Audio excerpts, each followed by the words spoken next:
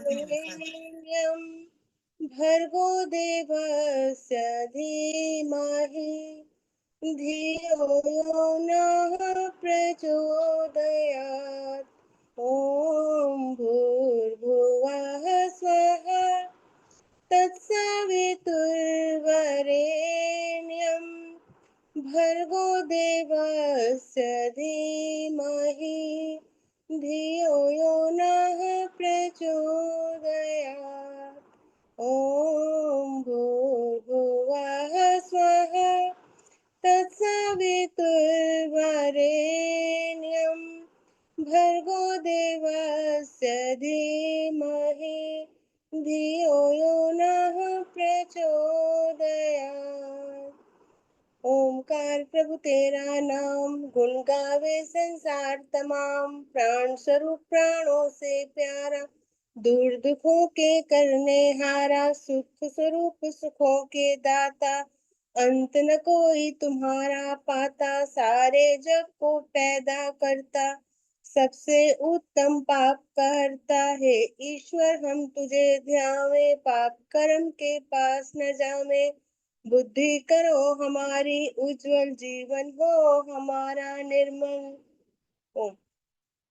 एक छोटे से भजन के साथ भजनों की श्रृंखला का आरंभ करते हैं। बंदे ओम नाम गुण गाले, तू जीवन बना ले के जीवन 2 दिन का।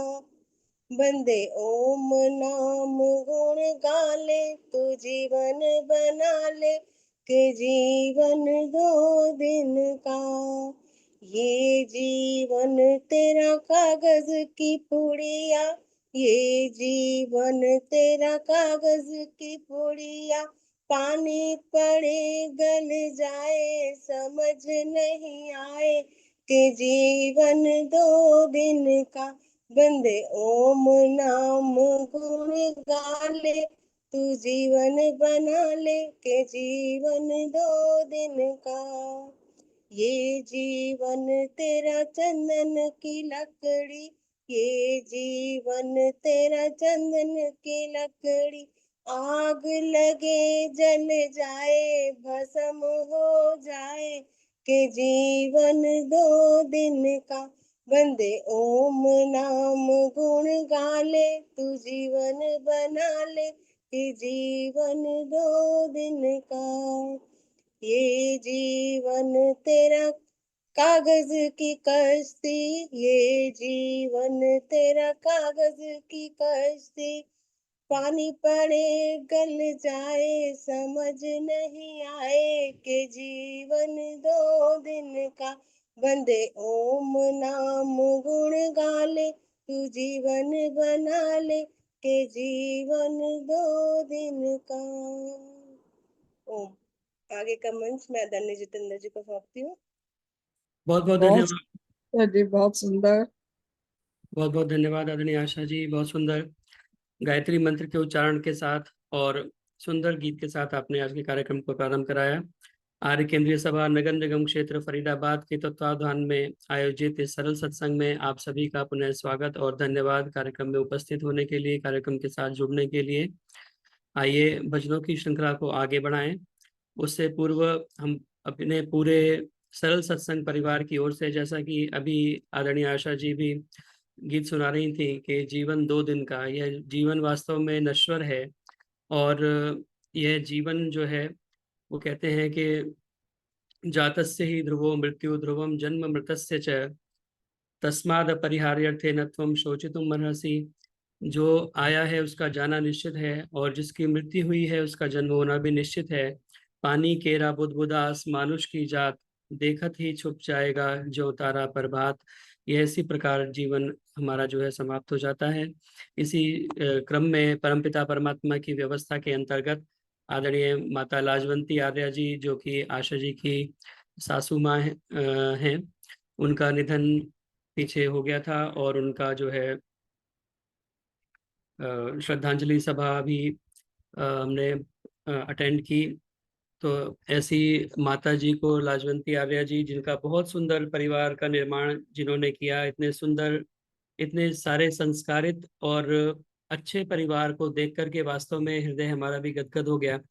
कितना बढ़िया सुसंस्कृत परिवार, सारे भाई, 5 भाई 2 बहनें, और पूरा नाती पोते बहुएं, सब एक से बढ़कर एक सुंदर, सारे संस्कारित लोग हैं। तो ऐसे सुंदर परिवार का निर्माण करने वाली माता लाजवंती आर्य जी को हम अपने सत्संग परिवार की ओर से अपने श्रद्धा सुमन अर्पित करते हैं, और परमपिता परमात्मा से प्रार्थना करते हैं कि उस दिवंगत पुण्यात्मा को सदगति अवश्य ही उन्होंने प्रदान की होगी, जैसे उनके कर्मों के अनुसार।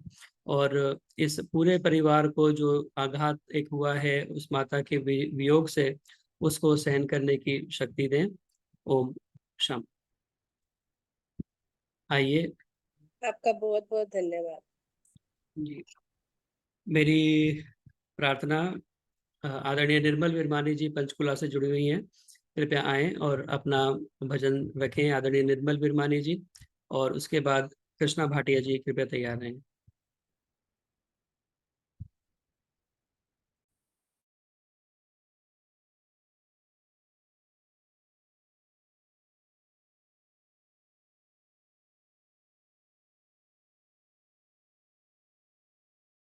निर्मल विरमानी जी, अगर मेरी आवाज को सुन रहे हो तो कृपया एक गीत के लिए।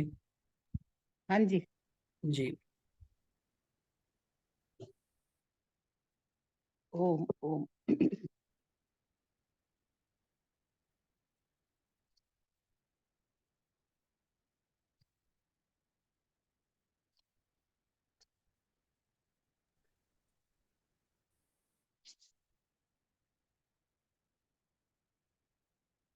एक गीत प्रभु भक्ति का।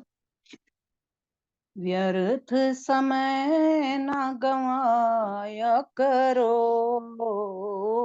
व्यर्थ समय न गवाया करो, गीत प्रभु जी के गाया करो, गीत प्रभु जी के गाया करो। एक पल्लवी परमेश्वर नु, एक पल्लवी परमेश्वर नु, दिल चों कदे ना भुलाया करो, दिल चों कदे ना भुलाया करो।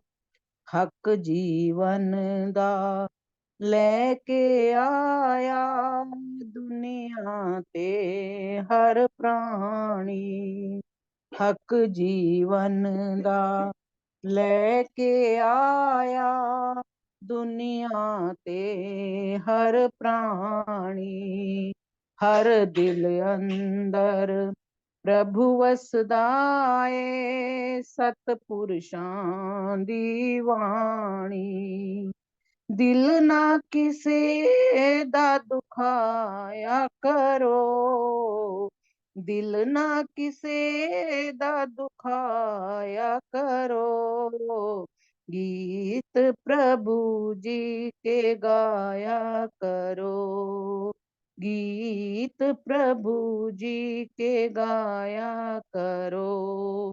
व्यर्थ समय न बिताया करो, व्यर्थ समय न गवाया करो, गीत प्रभु जी के गाया करो।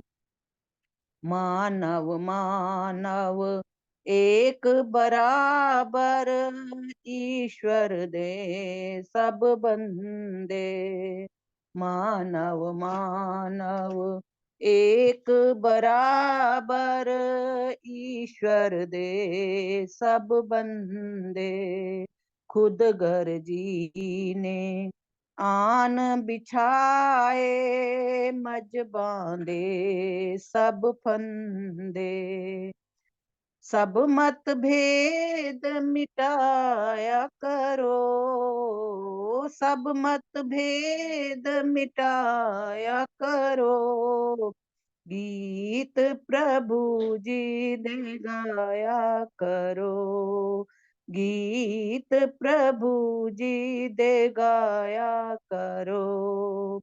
हुंदा आया होके रवेगा परमेश्वर दा भाणा होंदा आया होके रवेगा परमेश्वर दा भाणा जो मिलदा ए वंड के खा लो जगतों की ले जाना जो मिलदा ए वंड के खा लो जगतों की ले जाना कलियां कदे भी ना खाया करो कलियां कदे भी ना खाया करो गीत प्रभु जी दे गाया करो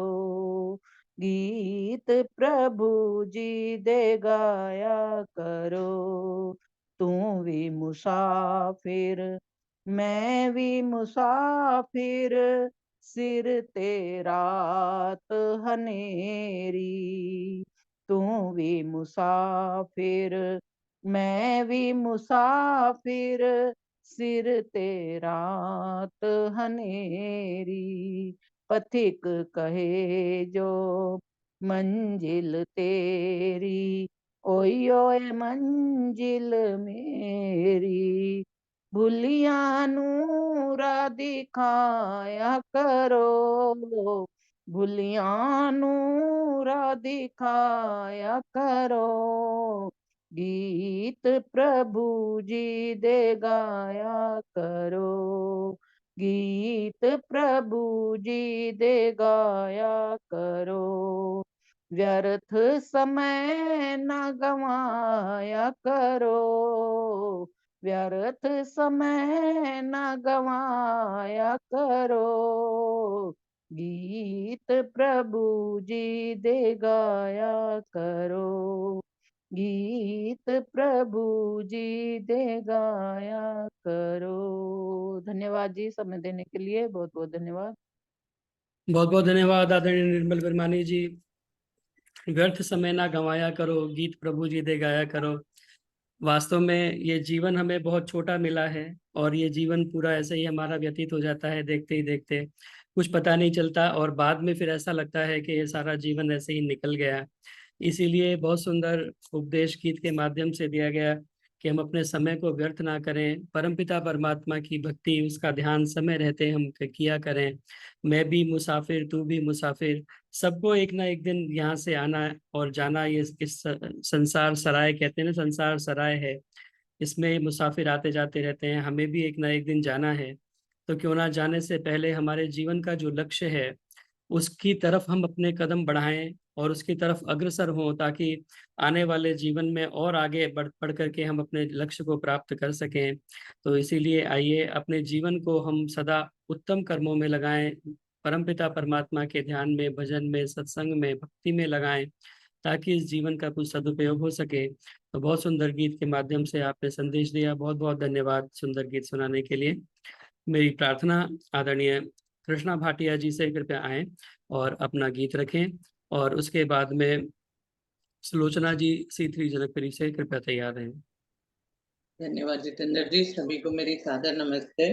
जैसा कि आज चल रहा है माता जी का, तो मैं भी उसी के ऊपर एक भजन बोल रही हूँ कि जीवन एक रेल के समान है, कभी किसी को उतारती है, कभी किसी को चढ़ाती है। तो आइए एक छोटा सा भजन।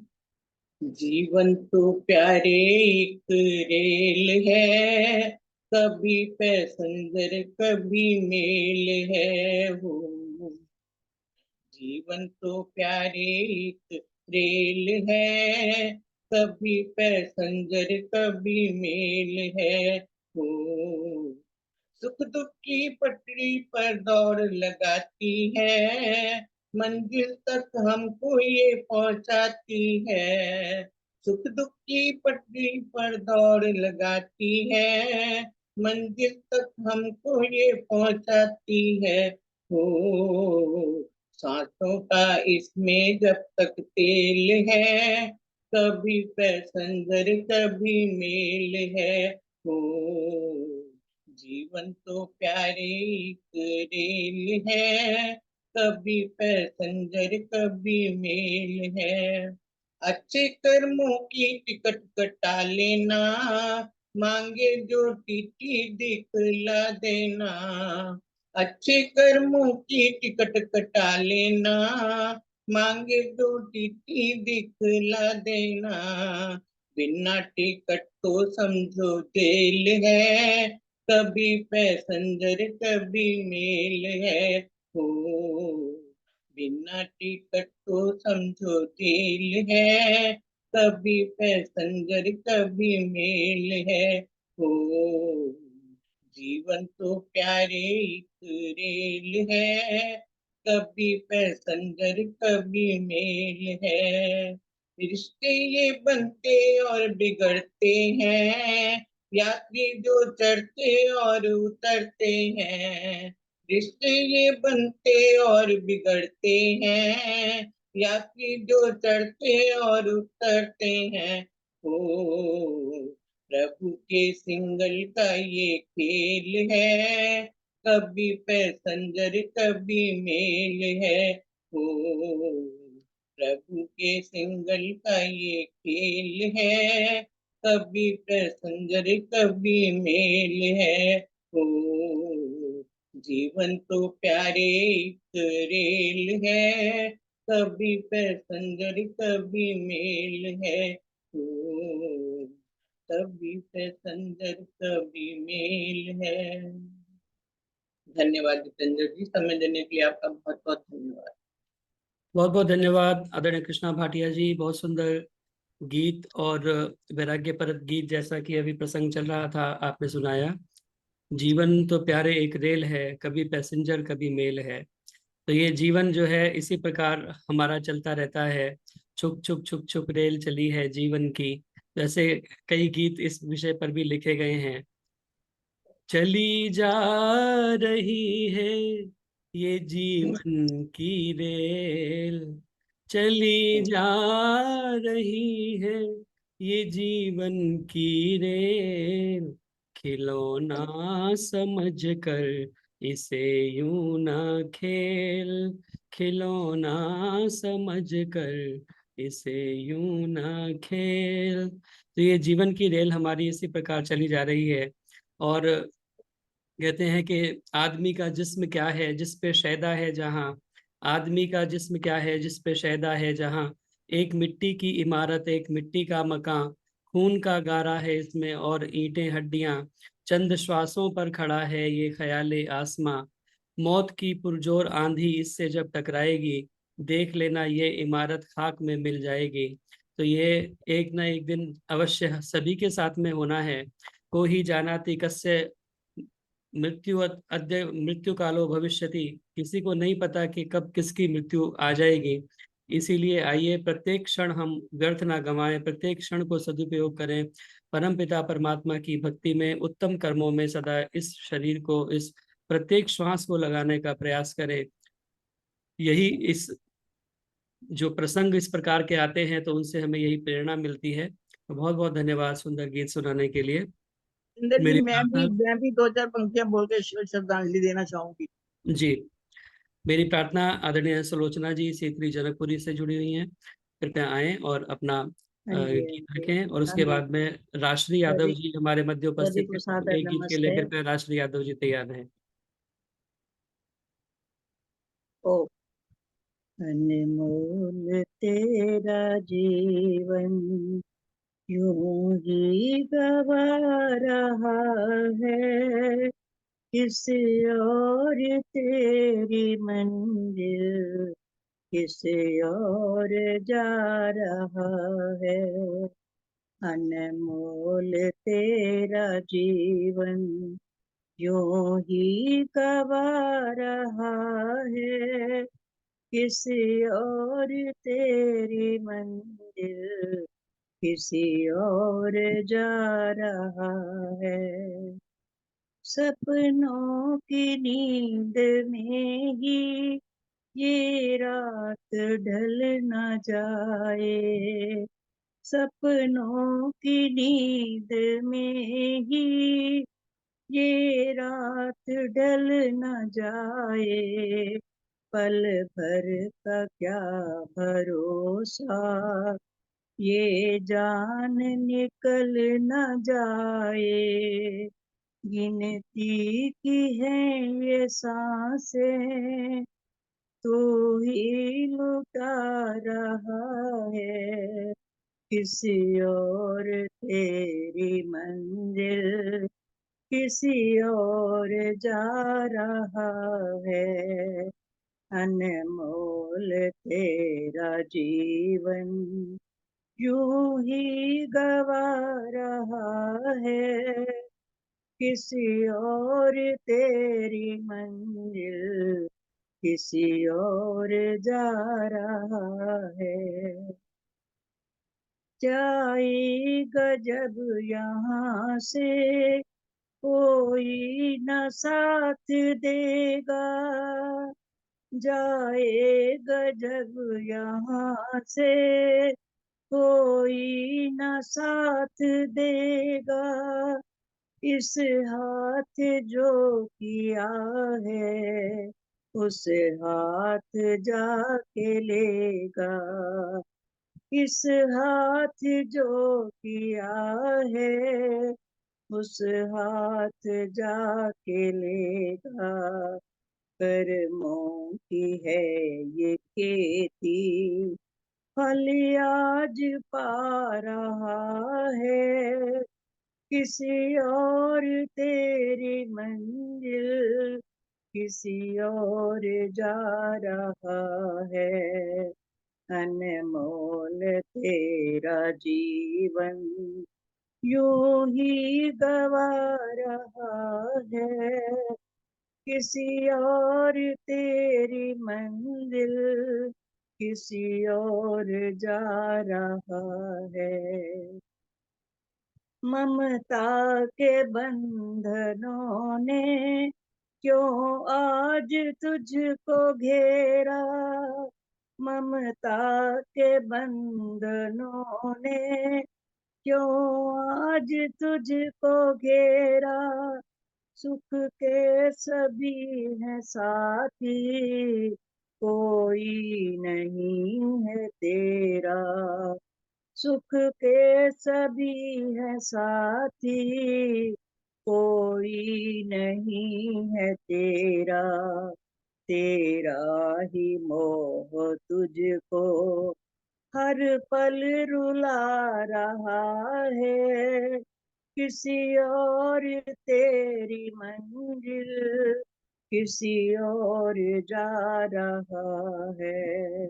अनमोल तेरा जीवन जब तक है भेद मन में भगवान से जुदा है, जब तक है भेद मन में भगवान से जुदा है, देखे जो दिल का दर्पण इस घर में ही खुदा है, देखे जो दिल का दर्पण इस घर में ही खुदा है, सुख रूप हो के तो दुनिया ही पा रहा है, किसी और तेरी मंजिल किसी और जा रहा है, किसी और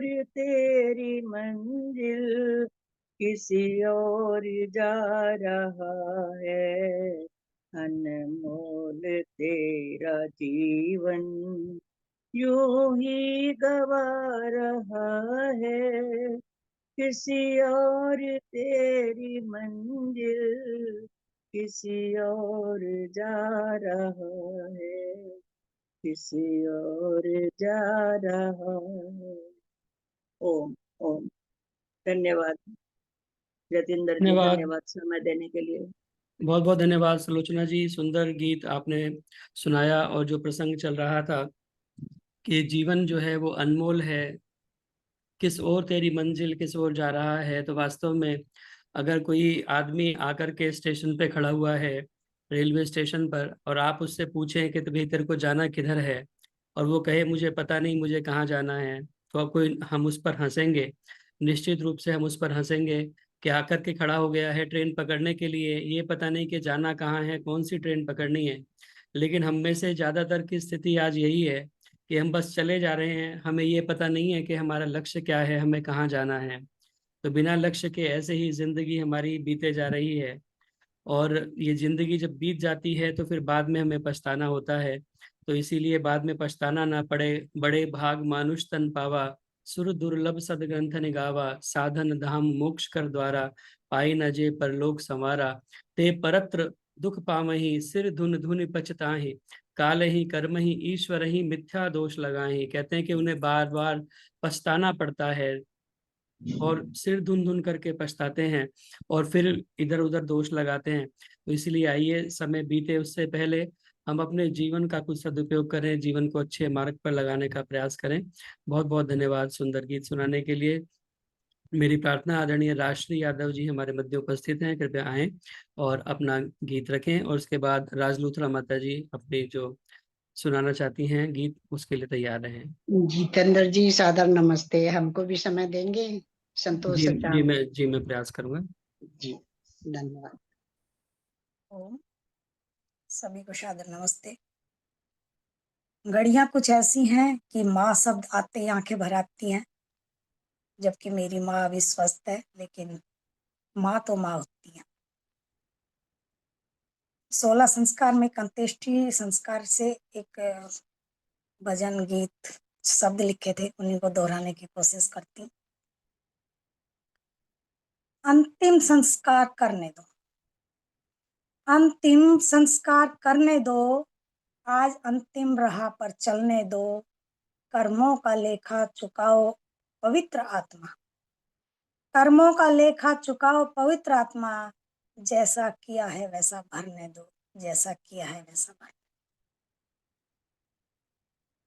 दो। दुनिया को अलविदा कह जाना पड़े जरूर, दुनिया को अलविदा कह जाना पड़े जरूर, अंत्येष्टि संस्कार है अब काहे का गुरु, दुनिया को अलविदा कह जाना पड़े जरूर। ओ जाने वाली आत्मा शुद्ध करने का यतन, ओ जाने वाली आत्मा शुद्ध रहने का यतन,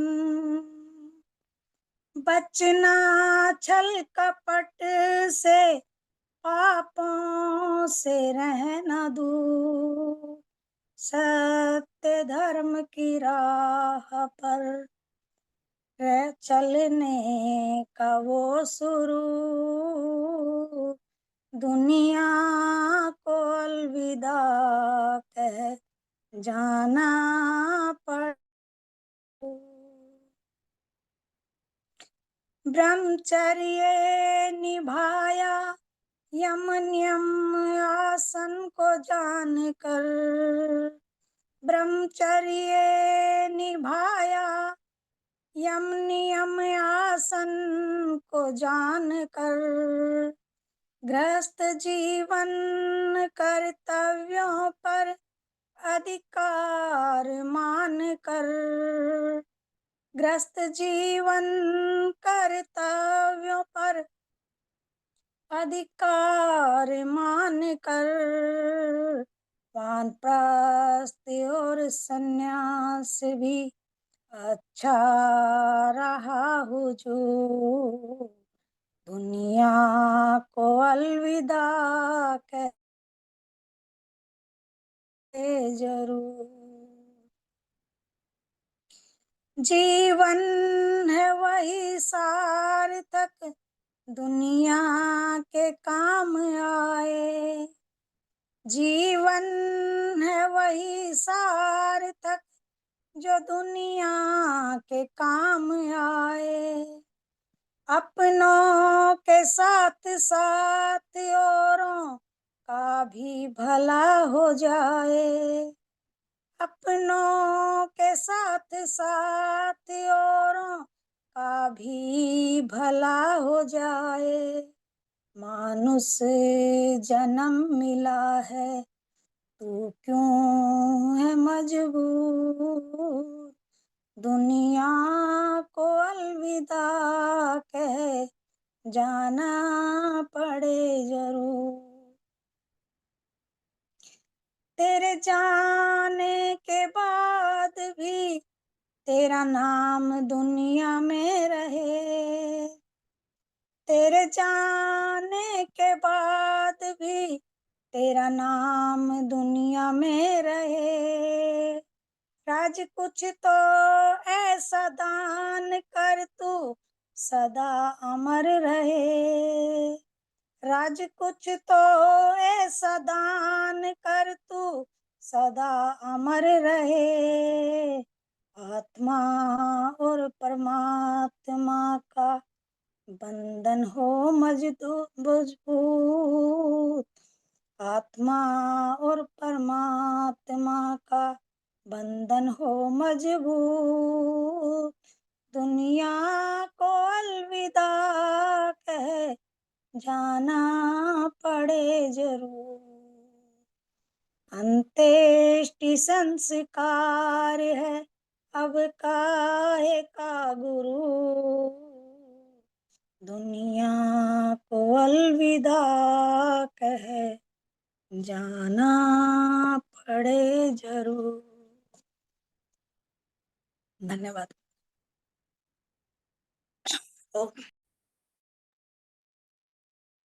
बहुत बहुत धन्यवाद आदरणीय राजश्री यादव जी।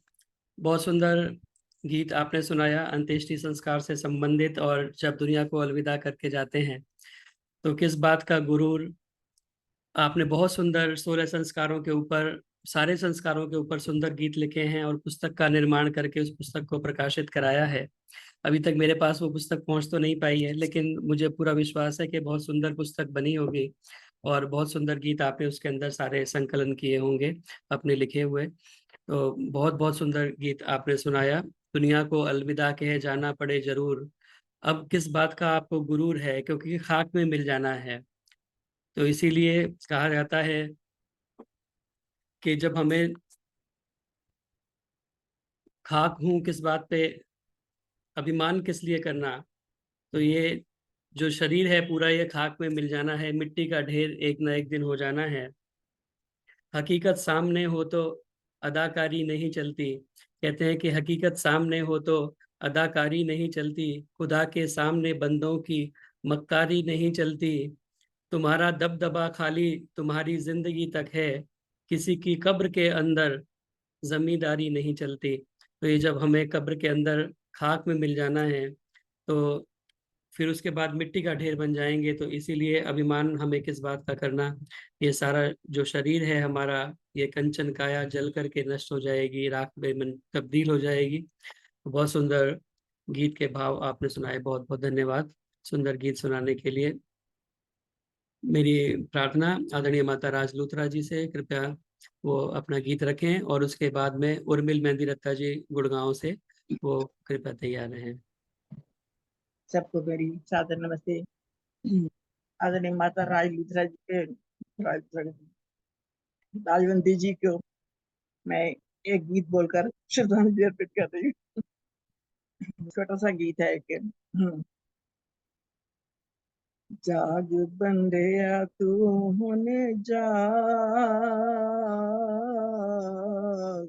नेकियां कमाले, नेकियां कमाले। जाग बंदिया तू होने जाग, नेकियां कमाले, नेकियां कमाले। प्रभु मांगेंगे हिसाब हो, प्रभु मांगेंगे हिसाब तो देना पड़ेगा जवाब हो। नेकियां कमा ले, नेकियां कमा ले, जाग बंदिया तू हुने जाग हो। नेकियां कमा ले, धन दौलताएं सारी इथे रह जानिया, धन दौलताएं सारी इथे रह जानिया, मैल माड़िया तेरे नाल नहीं हो जानिया, अपने लिए कुछ तो कमा हो। नेकियां कमा ले, नेकियां कमा ले, जाग बंदिया तू हुने जाग हो।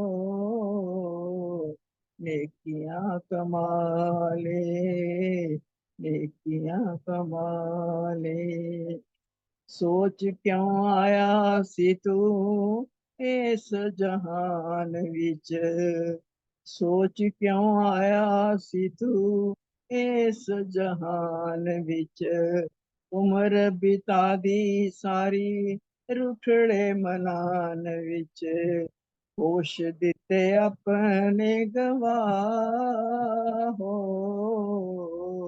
नेकियां कमा ले, नेकियां कमा ले, कर कुछ नेक कमाई जड़ी नाल जानी, कर कुछ नेक कमाई जड़ी नाल जानी, चंगे राह ते आजा हुण छड़ दे तू मन मानी, किसे दूसरे दे कम हो। नेकियां कमा ले, नेकियां कमा ले, जाग बंदिया तू हुन जाग हो। नेकियां कमा ले, नेकियां कमा ले। तो अंत में कहा है, और कुछ बनो ना बनो आके इस जहान विच, और कुछ बनो ना बनो आके इस जहान विच, इंसान बनो लाजवाब।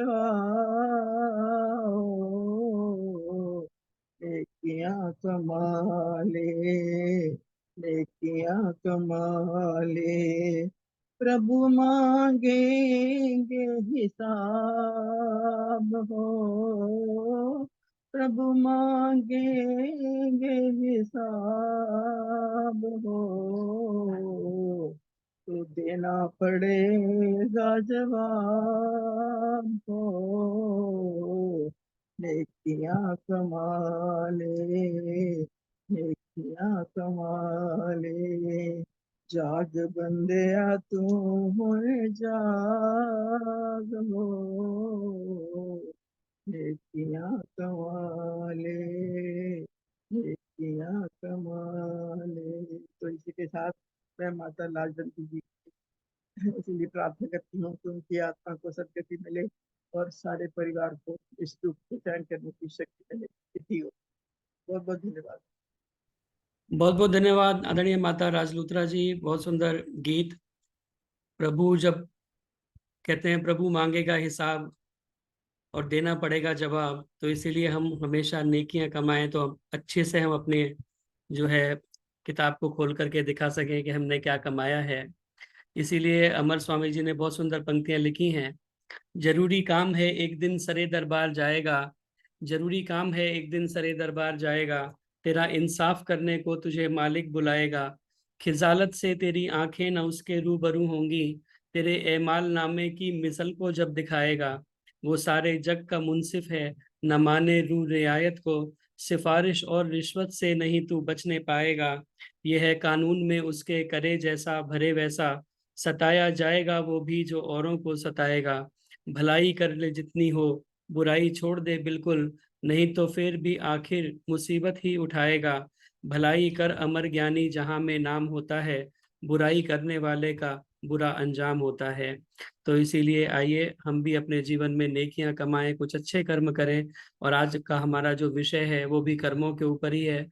तो माता राजलूथरा जी हमारे मध्य ऑलरेडी आ चुकी हैं, उनके प्रवचन को भी हम सुनेंगे। तो आइए भजनों की श्रृंखला को आगे बढ़ाते हुए मेरी प्रार्थना आदरणीय उर्मिल मेहंदी रत्ता जी गुड़गांव से जुड़ी हुई हैं, वो अपना गीत रखें, और उसके बाद में कौशल्या अरोड़ा जी एक गीत के लिए तैयार रहें। उसके बाद रविंद्र गुप्ता जी भी उपस्थित हैं, वो भी तैयार रहेंगे। सबको सादर नमस्ते। ईश्वर भक्ति का ये एक भजन है। प्रभु जी नु भुल के दस किथे जावेगा, वेला जावे बीत जदों फिर पछतावेगा। झूठी दुनिया दे नाल प्यार तू वधा लिया, जीवन सी अनमोल जेड़ा एवें ही गवा लिया। एहो जिहा जन्म दस फिर किथे पाएगा, प्रभु जी नु भुल के दस किथे जावेगा। कीते जेड़े कर्म यो तेरे नाल जाणगे, कीते जेड़े कर्म यो तेरे नाल जाणगे। उच नीच योनियां दे विच भटकाउणगे, उस वेले दस तैनू कौन छुड़वाएगा। प्रभु जी नु भुल के दस किथे जावेगा।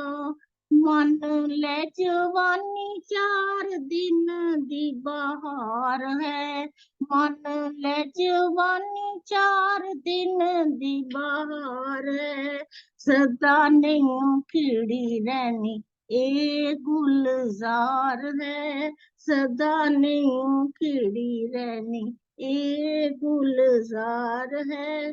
कर कर के याद फिर एवें पछताएगा, प्रभु जी नु भुल के दस किथे जावेगा। सब तो प्यारा जेड़ा अपना शरीर है, एक दिन उसनू छोड़ना जरूर है, एक दिन उसनू छोड़ना जरूर है।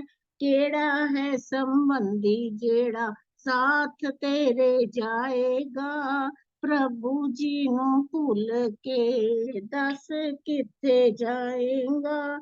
झूठी तेरी शान है, झूठा ही गुमान है, झूठी तेरी शान है, झूठा ही गुमान है। सदा नहीं एवें रहना करदा अभिमान है, सदा नहीं एवें रहना करदा अभिमान है।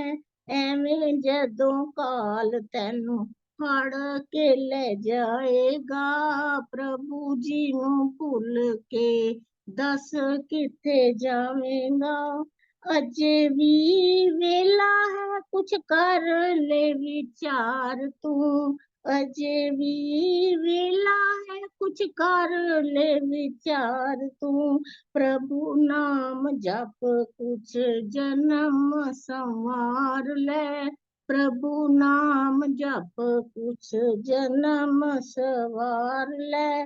प्रभु नु ध्याएगा ते सदा सुख पाएगा, प्रभु जी नु भुल के दस किथे जावेगा। वेला जावे बीत जदों फिर पछतावेगा। बहुत बहुत धन्यवाद आपका, आपने समय दिया। बहुत बहुत धन्यवाद आदरणीय उर्मिल मेहंदी रत्ता जी, और बहुत सुंदर गीत आपने सुनाया। प्रभु जी को भूल करके वास्तव में हमारा कल्याण नहीं है, और ये सुंदर जो मनुष्य का शरीर हमें प्राप्त हुआ है, सुंदर अवसर हमें मिला है, ये मौका हमारे हाथ से निकल ना जाए। उस परम पिता परमात्मा को सदैव स्मरण करते रहें, उसकी भक्ति में अपने आप को हम लगाने का प्रयास करें, उत्तम कर्मों के द्वारा अपने जीवन को निखारने का प्रयास करें। तो वही प्रसंग के आपने आगे बढ़ाते हुए उसको गीत सुनाया। बहुत बहुत धन्यवाद सुंदर गीत सुनाने के लिए। मेरी प्रार्थना आदरणीय कौशल्या अरोड़ा जी से आए और अपना गीत रखें, उसके बाद रविंद्र गुप्ता जी कृपया तैयार हैं। हाँ जी, आप नमस्ते जितेंद्र जी, सबको मेरे नमस्ते। एक छोटा सा श्रद्धांजलि गीत। जोगिया जग है एक सराय, जोगिया जग है एक सराय, सदा रहा है कौन यहाँ पर, सदा रहा है कौन यहाँ पर, एक आए एक जाए, छोड़ के अपनों का ये मेला, छोड़ के अपनों का ये मेला, हंस अकेला जाए, जोगिया जग है एक सराय, जोगिया जग है एक सराय, जिसका जितना दाना पानी, जिसका जितना दाना पानी, वो उतना ही खाए, बूंद न सिमटे सागर में कभी, बूंद न सिमटे सागर में कभी, सागर बूंद समाए, जोगिया जग है एक सराय, सुख के उजियारे के पीछे, सुख के उजियारे के पीछे, दुख के काले साए, जान के भी अनजान बने सब, जान के भी अनजान बने सब, कौन किसे समझाए, जोगिया जग है एक सराय, जोगिया जग है एक सराय। धन्यवाद जी समय देने के लिए। बहुत बहुत धन्यवाद आदरणीय कौशल्या अरोड़ा जी, बहुत सुंदर गीत आपने प्रसंग के अनुरूप सुनाया। जोगिया जग है एक सराय, और निश्चित रूप से हम सभी मुसाफिर हैं और सभी को एक ना एक दिन इस सराय को छोड़ करके जाना है। जिंदगी एक किराए का घर है, एक ना एक दिन बदलना पड़ेगा, तो हमें सभी को एक ना एक दिन यहाँ से जाना है। तो उसी जीवन की सत्यता को दर्शाते हुए आपने सुंदर गीत सुनाया। मेरी प्रार्थना आदरणीय रविंद्र गुप्ता जी से कृपया आएं और अपना गीत रखें। उपस्थित सभी आर्यजनों को मेरा नमन। आइए एक बेमोल जी द्वारा रचित छोटा सा गीत।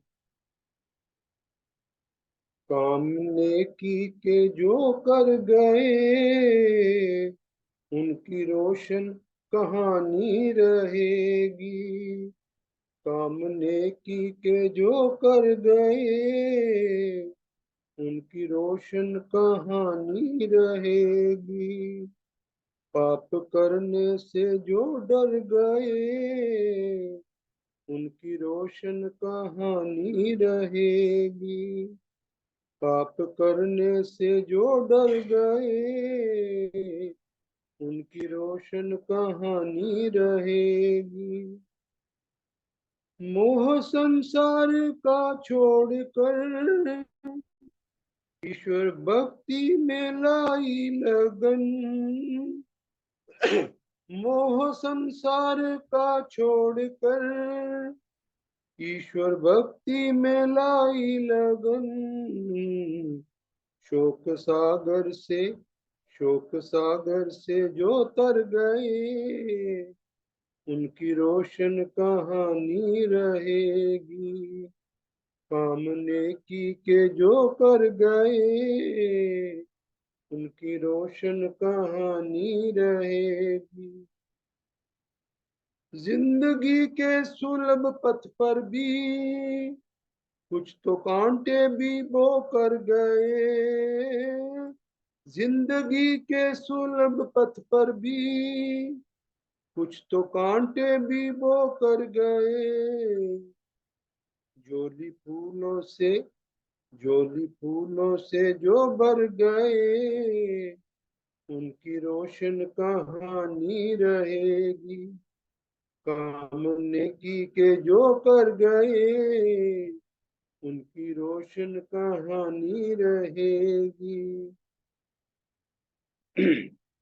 यूं तो मरते हैं लाखों यहाँ, कायरों की तरह आदमी।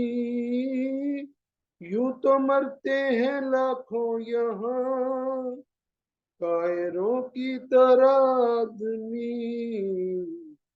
देश जाति पे जो मर गए, उनकी रोशन कहानी रहेगी। काम नेकी के जो कर गए, उनकी रोशन कहानी रहेगी। अपने सुख दुख में बेमोल तू खूब हंसता व रोता भी है। अपने सुख दुख में बेमोल तू खूब हंसता व रोता भी है। कष्ट औरों के जो हर गए, उनकी रोशन कहानी रहेगी। काम नेकी के जो कर गए, उनकी रोशन कहानी रहेगी। पाप करने से जो डर गए, उनकी रोशन कहानी रहेगी। काम नेकी के जो कर गए, उनकी रोशन कहानी रहेगी। बहुत बहुत धन्यवाद जितेंद्र जी समय देने के लिए। बहुत बहुत धन्यवाद आदरणीय रविंद्र गुप्ता जी। बहुत सुंदर गीत आपने सुनाया। कर्म नेकी के जो कर गए, उनकी रोशन कहानी रहेगी। और इसी प्रकार का प्रसंग आज चल रहा है। परमपिता परमात्मा की कृपा से हमें ये सुंदर मनुष्य का शरीर प्राप्त हुआ है, तो उसको प्राप्त करके हम अपने इस शरीर को सुंदर कार्यों में लगाएं, परमात्मा की भक्ति में लगाएं और नेकी के कर्म करने में लगाएं, ताकि हम कुछ पुण्य अर्जित कर सकें। और आने वाला जो है, अगर हम मुक्ति को प्राप्त नहीं कर सकते इस जन्म में, तो कम से कम इतना हो कि हमें आने वाला जो जीवन है वो मनुष्य का प्राप्त हो। तो बहुत सुंदर गीत आपने सुनाया। आइए, भजनों की श्रृंखला को हमें विराम देना होगा, क्योंकि अब आगे समय नहीं है कि हम और भजनों को सुन पाएं, जिनका क्रम आज रह गया। आदरणीय संतोष सचान जी भी गीत सुनाना चाहती थी, डॉक्टर सुषमा तनेजा जी उपस्थित हैं, और भी बहुत सारे लोग यहाँ पर उपस्थित हैं। प्रतिभा खुराना जी का भी नंबर नहीं आ पाया। तो आने वाले सत्संगों में हम प्रयास करेंगे कि आप सभी के गीतों को हम सुन पाएं। तो आइए, एक बार पुनः आप सभी का बहुत बहुत स्वागत और धन्यवाद। आर्य केंद्रीय सभा नगर निगम क्षेत्र फरीदाबाद के तत्वावधान में आयोजित इस सरल सत्संग में, जो प्रत्येक शुक्रवार को शाम 4 बजे से 5:30 बजे तक होता है, और आप सभी लोग इस कार्यक्रम के साथ नियमित रूप से जुड़े हुए हैं, आप सभी का पुनः स्वागत, धन्यवाद, अभिनंदन।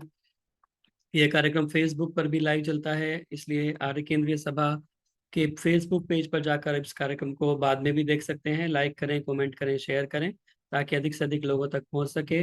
स्वेच्छानुसार दान देने के लिए मेरा मोबाइल नंबर है, इस पर फोन पे, पेटीएम, यूपीआई इत्यादि के माध्यम से आप अपना सात्विक दान भेज सकते हैं। और जैसा कि हमने कार्यक्रम के शुरू में बताया कि माता लाजवंती आर्या जी, जो कि हमारे कार्यक्रम में जब मैं उपस्थित नहीं होता हूं तो आशा जी इसका संचालन करती हैं, उनकी सासू माँ हैं।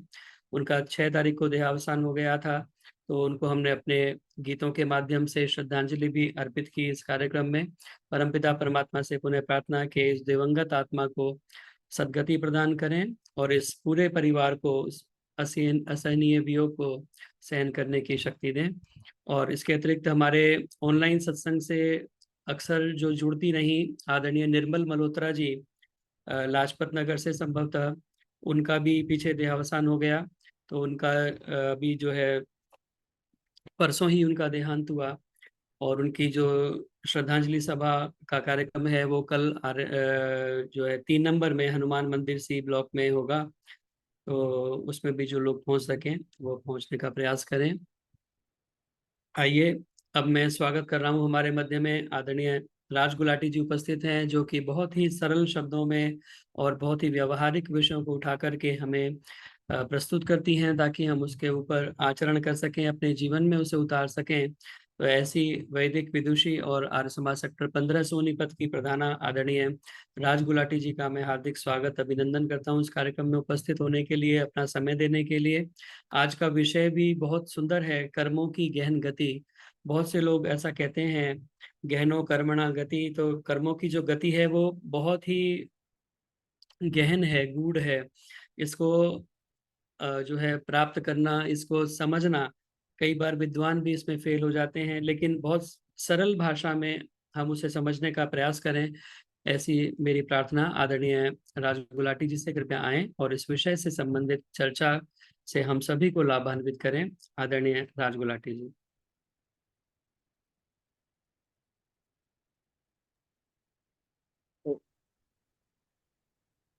ओम ओम उक्त्वा अग्ने दिवे दिवे दोषावस्तधिया वयं नमो भरन्तेमसि नमो भरन्तेमसि। ओ, मेरी आवाज आ रही है भाई साहब? आवाज आ रही है हाँ भाई जी, साहब? आ रही है। ठीक ठीक है, धन्यवाद। आर्य केंद्रीय सभा फरीदाबाद के सभी पदाधिकारीगण, उषा जी और अन्य सभी, मैं ज्यादा नाम नहीं जानती, और आदरणीय भ्राता श्री जो संचालक हैं इतने लंबे समय से, विशेष उनको नमस्कार करती हूँ। और आज जो एक आध्यात्मिक माता के देहांत पर बड़ा दुख भी जताती हूँ, और जो श्रद्धांजलि अर्पित की गई हैं उनमें मैं भी भागीदार अपना नमन प्रस्तुत करती हूँ। तो आज का विषय है, बता दिया भाई साहब ने, कुछ भजन भी इसी प्रकार से चल रहे थे। मैं बिल्कुल, और बहुत अच्छी बात आपने कही कि बड़े बड़े विद्वान भी फेल हो जाते हैं, निसंदेह, इसमें कोई दो राय नहीं। मैंने भी आज इतना स्वाध्याय किया, दिमाग खराब हो गया, कहीं से कुछ कहीं से कुछ, पता नहीं इतनी गहन गति है, कुछ समझ नहीं आता। वास्तव में ये बहुत डिफिकल्ट विषय है, लेकिन मैंने इसको बड़ा आसान बनाने की कोशिश की है, सिंपल शब्दों में। सहारा दर्शनों का भी लिया, सब कुछ लिया, अपने अनुभव भी है, अनुभव बहुत कुछ बताते हैं, तो उसी के आधार पर जो दे पाऊंगी, और कुछ कहीं गलती भी हो, चाहूंगी मुझे भी कुछ बताया जाए, ऐसा कुछ नहीं है, मैं तो सिंपल हूँ, बिल्कुल स्पष्ट। तो सबसे पहले हम देखिए कर्म है क्या, ये बहुत जरूरी है। कर्म कहते किसे हैं, थोड़ी सी परिभाषा। कर्म का मतलब होता है करना, कार्य। लेकिन अब गति भी आ गई, ये भी कर्म में है, किस गति से काम किया जा रहा है, किस स्पीड से काम होता है, किस तरीके से काम होता है। तो मतलब करना जो है, करनी, तभी तो कहते हैं जैसी करनी वैसे भरनी। इसका समझिए, जैसी करनी वैसे भरनी। तो कर्म की जो वैदिक परिभाषा क्या है वो मैं देना चाहूंगा, क्योंकि हम सबसे बात इसी को स्वीकार करते हैं जो वेद पर आधारित होती है। तो वैदिक धर्म जो है उसके अनुसार मैं परिभाषा लिखी है, मुझे देखी है मैंने, वो मैं बता रही हूँ। वैदिक धर्म अनुसार कर्म धर्म की वह अवधारणा है, ध्यान देना। कर्म आगे धर्म शब्द आया, धर्म माने आचरण। कर्म धर्म की वह अवधारणा है जो एक प्रणाली के माध्यम से कार्य कारण के सिद्धांत पर आधारित है। ये लाइन बहुत अच्छी लगी मुझे, क्योंकि हमारा तो ये सृष्टि भी कार्य कारण के आधार पर सब कुछ बना हुआ है। कार्य कारण के सिद्धांत की व्याख्या करती है, जहां पिछले हितकर कर्म हमारा हित करते हैं और पिछले हानिकारक कार्य हमें हानि भी पहुंचाते हैं। पिछले कर्मों का भी प्रभाव है। इन प्रभाव के आधार पर पुनर्जन्म का एक चक्र चलता है। यह भी कर्म की परिभाषा है। पुनर्जन्म का एक चक्र बनाते हुए आत्मा के जीवन में पुनः अवतरण या पुनर्जन्म की क्रियाओं और प्रतिक्रियाओं की एक प्रणाली की रचना करते हैं। ये मेरे शब्द नहीं है, रचना करते हैं, तो वो कर्म है हमारे। अब इससे आगे चलिए तो वैदिक परिभाषा कार्य कारण सिद्धांत आ गया। इसी को सिद्धांत को लेके सारी समस्याएं सुलझ सकती हैं। तो अब इसमें हमें ये देखना है कि भाई परिभाषा तो बहुत अच्छी है, लेकिन कुछ चीजें और जो मैंने इस कार्य कारण के आधार पर मैंने सोची और थोड़ा सा बढ़ाने की कोशिश की और इसको क्लैरिफाई करने की कोशिश की, वो ये है कि जो कर्म है बिल्कुल क्रिया ठीक है। और इस सिद्धांत को एक बात और कहूंगी मैं, इस कर्म फल वाद या कर्म फल सिद्धांत या कर्म की गति गहन है। मुझे नहीं लगता कि कोई भी मत या कोई भी संप्रदाय या कोई भी ऐसा वेद धर्म से अन्य इसको स्वीकार ना करता हो। ये बहुत बड़ी उपलब्धि है। कोई भी हर बात, अगर कई मजाक भी उड़ाते हैं, लोग कहते हैं क्या तुम कर्मों धर्मों के पीछे पड़े हुए हो। क्या पड़े हुए, कुछ भी नहीं है। किसने देखा, कर लो, देखा जाएगा जो देखा जाएगा। अब वर्तमान का तो फायदा उठाओ। लेकिन उनको भी ऐसी करारी समझ आ जाती है, भाई बिल्कुल ठीक कहते थे आप, वो भी भय खाते हैं, क्योंकि कर्म फल दिए बिना नहीं रह सकते। अब कर्म की दूसरी परिभाषा हम ये भी कह सकते हैं कि कर्म फल आश्रित है। नंबर एक, पहला तो कार्य कारण के सिद्धांत पर, दूसरा कर्म फल पर आश्रित है। और तीसरी बात, मैं इसलिए छोटी छोटी परिभाषाएं दे रही हूं कि हमारे दिमाग में बैठ जाएं। और तीसरी बात यह है कि कर्म जो है शारीरिक, मानसिक और वाचिक क्रिया है, तीनों से ही हम कर सकते हैं। ये सबको पता है। क्यों, ऐसा क्यों है? क्योंकि इसका कारण देखिए, क्योंकि कर्म को उत्तरदायी, किस कर्म के लिए किसी को उत्तरदायी होना पड़ेगा। कर्म करने वाले को उत्तरदायी होना पड़ेगा, क्योंकि सुख रूपी फल भोगेगा तो दुख रूपी फल भी भोगेगा।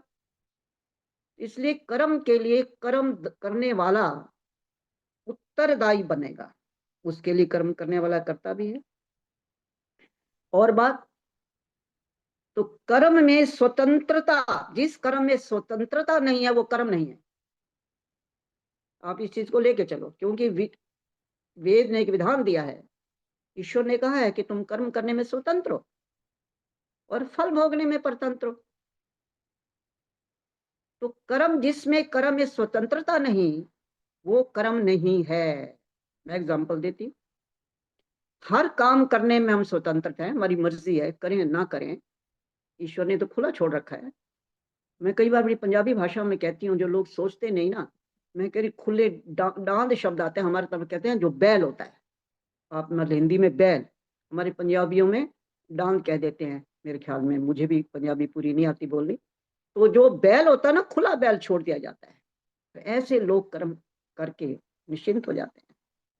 तो इसके लिए ईश्वर तो हर चीज जानता है, उसने पहले ही परतंत्रता दे दी। कर्म करने में तुम परतंत्र हो। जहां स्वतंत्र हुए, जहां तुम स्वतंत्र हो, मतलब जहां तुम स्वतंत्र हो, उसके बाद परतंत्रता को भी मानना। स्वतंत्र हो, छोड़ दिया, करो बेशक, लेकिन फल भोगने में परतंत्र रहोगे तो तुम्हें पता लगेगा कर्मों का क्या, कर्मों का कैसे करना है और क्या कर्मों का समय मिल सकता है फल। तो जो मैंने ये शब्द कहे कि भी हम कर्म करने में जो है परतंत्र हैं, और कुछ ऐसे कर्म हैं जिसमें हम परतंत्र, बिल्कुल ना स्वतंत्र ना परतंत्र, हमारे हाथ में है ही नहीं। वो कर्म की कोटि में हमारी कर्म की कोटि में नहीं आएंगे, हमारे द्वारा करने की कोटि में। जैसे निमेश है, सांस लेना है, आंखें बंद करना है, सांस लेना है, तो ये ईश्वरीय व्यवस्था से चल रहे हैं। हम ये कहें कि मेरी आंख तो पल के मत झपक, कभी नहीं हो सकता, और इसका कोई हमें फल नहीं मिलने वाला, अच्छा या बुरा। जो ईश्वर की व्यवस्था है उससे हम चलते रहेंगे। तो उत्तरदायी होना पड़ेगा हमें, और स्वतंत्रता भी, कर्म में कर्ता स्वतंत्र है ही। यदि स्वतंत्रता नहीं है उसकी, स्वतंत्र है, स्वतंत्रता नहीं है, नहीं इसको स्वतंत्रता को मिसयूज करता है, तो फिर वो आगे लाभ कैसे उठा पाएगा। इसलिए मर्यादा में हम करें, हम इस चीज को नाजायज ना ले, मर्यादा में हम करें तो ये बात ठीक रहेगी। अब इसके साथ मैं पहली जो गहन गति वाली बात है, मैं एग्जाम्पल के माध्यम से समझाऊंगी। देखना इसका क्या हिसाब किताब है। गहन गति जो है, सबसे पहले एक मैं नियम रखती हूँ आपके सामने। साइंस का एक नियम है, विज्ञान का एक नियम है कि reaction against action, reaction against action, इसका अर्थ है कि भाई क्रिया के प्रतिक्रिया होगी। कोई भी क्रिया करोगे, कोई भी काम करोगे, उसकी प्रतिक्रिया अवश्य होगी। ये एक साइंस का नियम है। अब जैसे मैं बताती हूँ, एक बॉल है, एक बॉल मैंने दीवार से जोर से मारी, बड़ी जोर से, और उसका ये एक्शन किया, मैंने कर्म किया, उसकी प्रतिक्रिया क्या होगी? वो दीवार उसी स्पीड से मेरे और आएगी, जिस गति से मैंने मारी उस गति से वो मेरी ओर लौटेगी, मेरी ओर लौटेगी, उसी गति से मेरी ओर लौटेगी। क्योंकि जब दो या दो से अधिक पदार्थ आपस में संयोग करते हैं, मिलते हैं, तो वे परस्पर एक दूसरे से क्रिया करके परिणाम में एक तीसरा पदार्थ, ध्यान देना, परिणाम में एक तीसरा पदार्थ अवश्य प्राप्त कराते हैं। इसका एग्जाम्पल हम, ये तो एक, चलो भाई बॉल मारी, मेरे पास आ गई, तो मुझे कुछ नुकसान नहीं हुआ, कुछ ज्यादा चोट नहीं, आ गई मेरे पास लौट के, कोई बात नहीं। यही हम अब जीवों पर घटाएं, क्योंकि प्रभु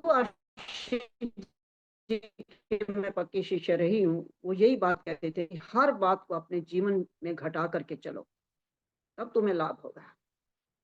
इस प्रकार जैसे हम ये देखते हैं कि जब कोई भी, मतलब सपोज मैंने किसी व्यक्ति को नाजायज तंग किया, किसी पशु को, जीव को, कोई भी ऐसा कर्म किया मैंने, मन वाणी अपने शरीर से, शारीरिक मानसिक वाचिक तीनों पर मैं उतर आई, इतना बुरा कर दिया मैंने। जिस मनुष्य को मैंने गालियां दी, जब मैंने उसके लिए उसका चोरी करी, उसका कुछ ऐसा सामान उठाया, उसको बाहर निकाला, उसकी एक बहुत इंसल्ट की, तो भोक्ता जीव के अंतःकरण से एक प्रतिक्रिया होगी, एक प्रतिक्रिया, क्योंकि तीसरा पदार्थ आना ही आना है, एक प्रतिक्रिया होगी, प्रतिक्रिया स्वरूप वो मुझे कहता, हाय तेरा नाश हो, हाय क्या कर दिया। ठीक है, बहुत बुरी बात है ये जो उसकी प्रतिक्रिया है मुझे किस रूप में प्राप्त होगी, अब सभी अपने आप ही समझ गए होंगे। दूसरी बात मैं और जोड़ती, वो निश्चित रूप से मेरे नाश में सहायक होगी।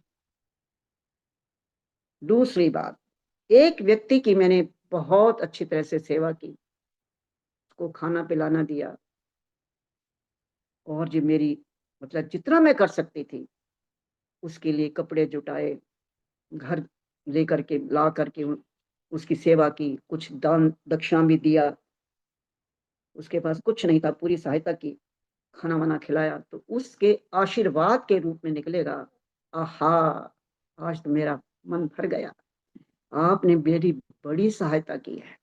वो एक आहा मेरे लिए, आहा, एक हाय और आहा में बड़ा अंतर है। जो हाय थी वो मेरे नाश का कारण थी, आहा शब्द जो आया वो मेरे लिए एक आशीर्वाद के रूप में वो आशीर्वाद के रूप में आया मेरे पास। तो यही जैसे दीवार पर मारी गई गेंद के समान ये मेरे पास उसी तरीके से वापस आए। मैंने सहायता करी, आशीर्वाद वापस आया। मैंने गालियां दी और अभिशाप मेरे पास वापस आया। तो इस प्रकार मनुष्यों के द्वारा पदार्थ का अन्य मनुष्य के अंतःकरण रूप दूसरे पदार्थ से जो संयोग होता है, वो परिणाम स्वरूप तीसरा पदार्थ पाप या पुण्य के रूप में भी प्राप्त होता है। और मैंने पाप भी कमा लिया हाय के रूप में, और पुण्य भी मैंने आशीर्वाद के रूप में कमा लिया। तो यहाँ किए गए कर्म की प्रबलता के अनुसार, इंटेंसिटी के अनुसार, गहनता के अनुसार, जो प्रबलता से गहनता से कर्म कर्ता को वापस प्राप्त होता है, वो परिणाम स्वरूप शुभ और अशुभ कर्मों के कर्म फल भोग स्वरूप हमें दुखों या सुखों को प्राप्त कराता है। यहाँ पर हमने कर्म की इंटेंसिटी को देखा, और करते हुए जब हम इसको संभाल लें, देख लें, तो ये नौबत ही ना आए। लेकिन उस समय हम अंधे हो जाते हैं, कहते हैं नहीं ये कुछ नहीं है, तो इसको मारो, ये क्या करेगा, क्या हो जाएगा हमारा, क्या हमारा। तो ऐसी भावनाओं से हमारे अंतरात्मा ने भी बहुत बड़ा एक दोष में कम बैठ जाता है, जो मुझे मतलब उसका भुगतान भी मुझे ही करना है और किसी को नहीं करना। अब इसके लिए हम देखें आगे, तो कर्म कैसे, यहीं से कर्म विभक्त हो जाते हैं। सकाम कर्म बनते हैं, निष्काम कर्म बनते हैं, कर्म है, विकर्म है, कर्म है। मैं इसके विषय में नहीं जाना चाहती, तो ये बहुत लंबा विषय है। अब इसके विषय में मैं अब यहाँ एक और बात कहना चाहती हूँ। कर्म का अंत कहाँ होता है, सब इंटेंसिटी के ऊपर ले रही हूं मैं। कर्म का अंत कहाँ होता है, हम ये समझ लेते हैं एक बात कि भाई मैंने मान लिया, मैंने आप किसी वृद्धा को गाली दी और मैंने सोचा कि मेरा काम खत्म, बस मेरा कर्म खत्म हो गया, मैंने गाली दे दी, उसने मुझे कहा था, मैंने उसके बदले में गाली दे दी, मेरा कर्म खत्म। लेकिन हमें अलर्ट होना चाहिए कि कर्म खत्म नहीं हुआ, वहां कर्म प्रारंभ हुआ है। बड़े खुश हो जाते हैं हम, मेरा कर्म तो खत्म हो गया, बस हम उस खत्म को वहीं डाल देते हैं, खत्म हो गया कर्म। लेकिन जो मैं नहीं जानती, जो ईश्वर जानता है, वो कर्म वहां प्रारंभ हुआ है।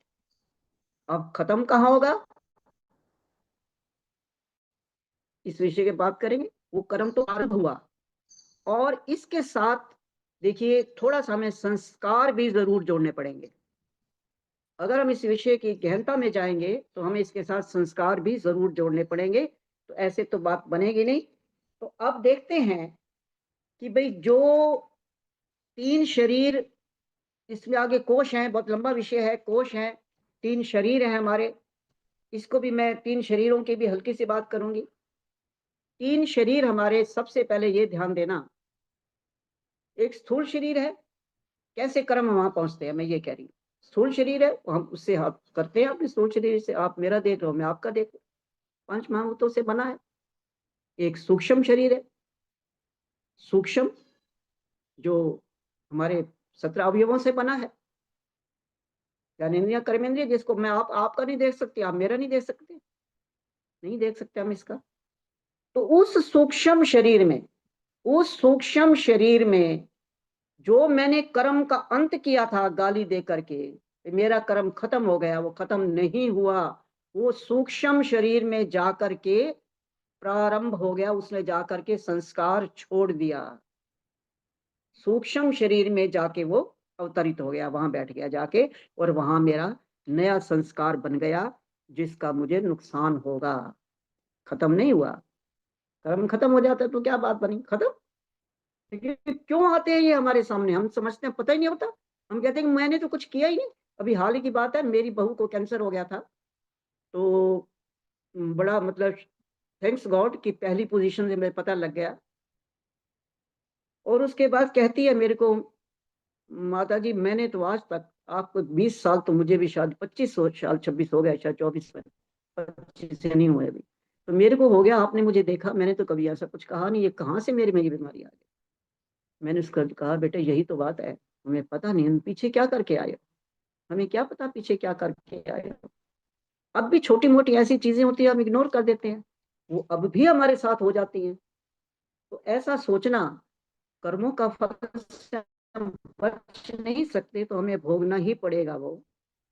और इसके लिए जब सूक्ष्म शरीर में जाकर के वो बैठता है, और सूक्ष्म शरीर जो है वो एक, सुन लेना ध्यान से, कि सूक्ष्म शरीर को ज्यादा बोझ उठाने की आदत नहीं है। वहां जो कुछ भी जाएगा सूक्ष्म भाग में जाएगा। एग्जाम्पल देती हूं मैं, जैसे एक जगह मैंने 1-1 रुपए के 100 नोट रखे, सिक्के, और एक जगह मैंने 100 का एक बंधा नोट रखा। सच बताइए, अपने दिल पे हाथ रख के देखिए, आप, हमें कहा गया कि इसमें से आप उठाओ जो तुम्हें पसंद है, तो मुझे लगता है कि 100% लोग क्या करेंगे, एक 100 का नोट उठाएंगे। क्यों उठाएंगे? क्योंकि भाई इतना स्थान सिक्कों का मैं कहाँ रखूंगा, इतने सिक्कों को, इतने सिक्कों को लेकर के मुझे क्या करना है। लेकिन जो वैल्यू बराबर है, वैल्यू जो है, स्थूल वैल्यू दोनों की बराबर है। जो 100 का रुपया नोट है उसके भी 100 रुपए की कीमत है, और जो सिक्के हैं उसकी भी वही कीमत है। तो कौन सा बेवकूफ होगा जो सिक्के उठाएगा? अगर नहीं बचे तो मजबूरी में और बात है। तो यही हमारे सूक्ष्म शरीर की आदत है। एक और एग्जांपल देती हूँ, जैसे एक इतना बड़ा 50 फुट का मकान है, और उसको हमने कैमरे में लेना है। कैमरे का जो अंदर कैमरा लगा हुआ है, कैमरे में वो 6 इंच लंबा और 3 इंच चौड़ा होता है। अब उसमें कितना स्थान है कि 50,000 फुट का मकान जो उसके बीच में आ जाएगा? नहीं आ सकता। लेकिन वो सब कुछ आ जाता है, पूरा का पूरा। तो क्योंकि छाया, प्रति छाया होती है, छाया पड़ती है।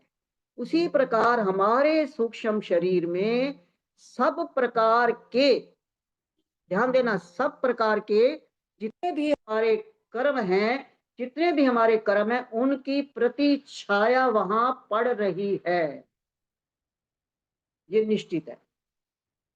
अब वो 100 का हमने 100 का रुपया उठा लिया और बोझ भी कम आया। ऐसे ही जो हम बुरे कर्म करते हैं, चोरी करते हैं, परमात्मा सर्वंतर्यामी है, सर्वशक्तिमान है वो, उसको क्या जरूरत है ज्यादा हिसाब रखने की? उसके पास तो पहले अनूनम अनूनम पात्रम निहितम में, मेरे पास तेरा पात्र, भांडे का पात्र, जो कर्म के भांडों का पात्र है, वो अनून पड़ा है। उसमें ना मैं जोड़ूंगा, ना मैं उसमें से कुछ घटाऊंगा। जब समय आएगा तो मैं आपको बताऊंगा। अनूनम, बिल्कुल अनून पड़ा है, ना अधिक ना न्यून। तो ऐसे ही जब वो सूक्ष्म शरीर में मैंने एक जगह 4,000 रुपए चुराए, एक जगह 2,000 रुपए चुराए, एक जगह 5,000 रुपए चुराए, ऐसे करके 10,000 की राशि मैंने चुराई। ये लिखने की कोई जरूरत नहीं है कि भाई 1,000 की चुराई, 2,000 की चुराई, 5,000 की चुराई, सीधा 10,000 लिखा जाएगा बस। तो ये इतने गहन कर्म होते हुए भी, इतनी गहनता होते हुए भी, ईश्वर के लिए तो क्या आवश्यकता है? हमें सोचना है ना, इस बात को हमें सोचना है। ईश्वर के साथ एक वैज्ञानिक विधि है, तो वैज्ञानिक भी है, फार्मूले हैं। हम किसी से उधार लेते हैं। हम स्कूल में होते थे तो क्या सिखाते थे? 4,000 रुपए सैकड़ा 2 रुपए की दर से 4-5 वर्ष के लिए हमने लिया। हम यूं करते थे, मतलब मूलधन गुणा में दर गुणा में ब्याज बटा हुआ 100, और फटाफट हमारा उत्तर निकल आता था। तो ऐसे कुछ फार्मूले होते हैं जो सूक्ष्म शरीर में रहते हैं। ये हमारे हाथ में भी नहीं है, हमारे हाथ में कर्म करना है बस। तो इस तरीके से जो सूक्ष्म शरीर है वो हमारा एक बिल्कुल भी, मतलब विकार इकट्ठे होते चले जाते हैं, इकट्ठे होते चले जाते हैं, विकृत हो जाता है, विकृत हो जाता है। जो जिसका तो हमारे साथ रहना है इसने, ये तो तब छोड़ेगा जब हम मोक्ष में जाएंगे। तो यही संस्कार, कर्म का ये फल बनेगा। यहाँ बना संस्कार, हुआ संस्कार, लेकिन थे क्या वो कर्म। मेरे कहने का अभिप्राय यहाँ है, अपनी पूरी कोशिश करके मैं बता रही हूँ, मतलब कुल मतलब जो कर्म का जो अंत था हमारा गाली देने का, वो वहां कर्म का अंत नहीं था, अंत प्रारंभ था, और अंत अब जाके बना, क्योंकि वहां लिखा गया कि तुमने ये चोरी की, वहां जाके अंत हो गया। और फिर इसका फल आएगा मैं भोगने के लिए, वो तो मिलेगा ही मिलेगा। तो अब इसके अलावा एक और, ये सूक्ष्म शरीर की बात मैंने आपको कही, एक कई बार इसके साथ जोड़ती हूं मैं, लेकिन एक कारण शरीर और कहते हैं, इसकी बड़ी लोगों की समस्या रहती है कि भाई हमें कारण शरीर की समझ नहीं आती। मैंने भी कई बार बता लिया, फिर अब समझ आई उनको, लेकिन मैं कारण शरीर जो हमारे अंदर है, ये कुछ भी नहीं है, एक बहुत बड़ा कैसा होता है कि मौलिक मौलिक प्रकृति का अंश है।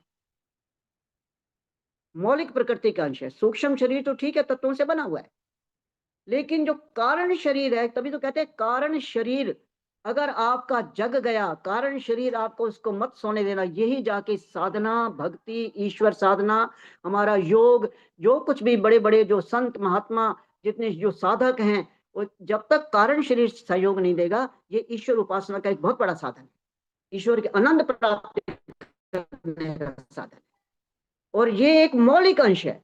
बस मैं यहाँ पे कोई बहनें सुन रही होंगी, भाई साहब आपके लिए तो कुछ भी नहीं, आप तो पता नहीं आप हमें बुलाते क्यों, मेरे को ये नहीं समझ आता। हाँ, आप खुद ही सब कुछ कर सकते हो, तो ऐसा नहीं है। लेकिन मैं ये कह रही हूँ कि कारण जो शरीर है केवल एक मौलिक अंश है। अगर ये मौलिक अंश सभी का एक है, सभी में होता है, आप तो जगा रहे हो हमारा ये नहीं जाएगा तो कुछ भी नहीं होगा। तो मौलिक जैसे एक ईंट है सोने की, अब सुनार क्या करता है, हम उससे गहना बनवा लेते हैं, लेकिन वो गहना तो विकृत रूप हो गया, सोने का विकृत रूप गहना बन गया। जो सोने की ईंट है वो असली पड़ी है, तो उसी का एक अंश जो विकृत नहीं है, विकृत अंश ना हो, वो हमारे अंदर कारण शरीर है। मैंने एग्जांपल दे दे के कि ईंट उठा उठा के समझाया अपने, मतलब अपनी बहनों को कि भाई ये कारण शरीर समझ लो, जहां तक मेरी पहुंच थी। तो वो एक मौलिक रूप हम कह के चलेंगे। कारण शरीर वो है एक मौलिक, मतलब जो रजस तमस और जो सतोगुण है, जो विकृत रूप में सृष्टि बनती है, उसका मौलिक रूप थोड़ा सा वो कारण शरीर के रूप में हमारे अंदर विद्यमान है। तो उस कारण शरीर के कारण ही जो हमारा ये विकृत नहीं होता, ये कारण शरीर विकृत, ये शरीर हमारा ईश्वर उपासना के लिए, ईश्वर के पास बैठकर समाधि के लिए और विकास के कार्यों के लिए, आत्मिक विकास के कार्यों के लिए बहुत ज्यादा सहायक है। हम इसके बिना काम नहीं कर सकते। अब हम बड़े सौभाग्यशाली हैं, हम ये समझेंगे कि आप जितना कर रहे, इतना बड़ा आश्रम आपने बना दिया, हम लोगों ने जैसे यहाँ गुरुकुल खोल दिया, ऐसे नहीं खोलेगी। ये हमारा जो कारण शरीर है वो ईश्वर की ओर, ईश्वर उन्मुख कर रहा है, उसके उन्मुख है हमारा, उसका उन्मुख उस तरफ है, तो हम इस तरीके से कर पाते हैं, ये समझ ले, ये कहूंगी। अब आगे हम देखते हैं कि ये तीनों शरीर, स्थूल शरीर, सूक्ष्म शरीर और कारण शरीर, एक प्रकार के आत्मा के ऊपर खोल हैं।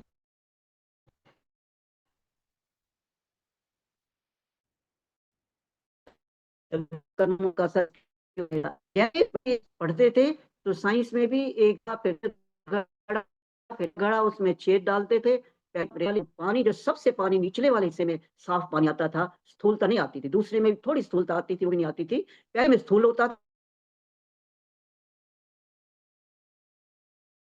वाले में तो बिल्कुल साफ होता था। वही एक प्रकार के आत्मा के ऊपर 3 खोल है, जिनका हमारी इंटेंसिटी ऑफ कर्मों का भी इसके ऊपर बहुत प्रभाव पड़ता है। जैसे जैसे हमारे वेगात्मक रूप से शुद्ध कर्म होंगे, उसी प्रकार हमारे मन भी परमात्मा की ओर लगेगा, उपलब्धि भी होगी, और तब जाके हमें कुछ प्राप्ति होगी किसी चीज की।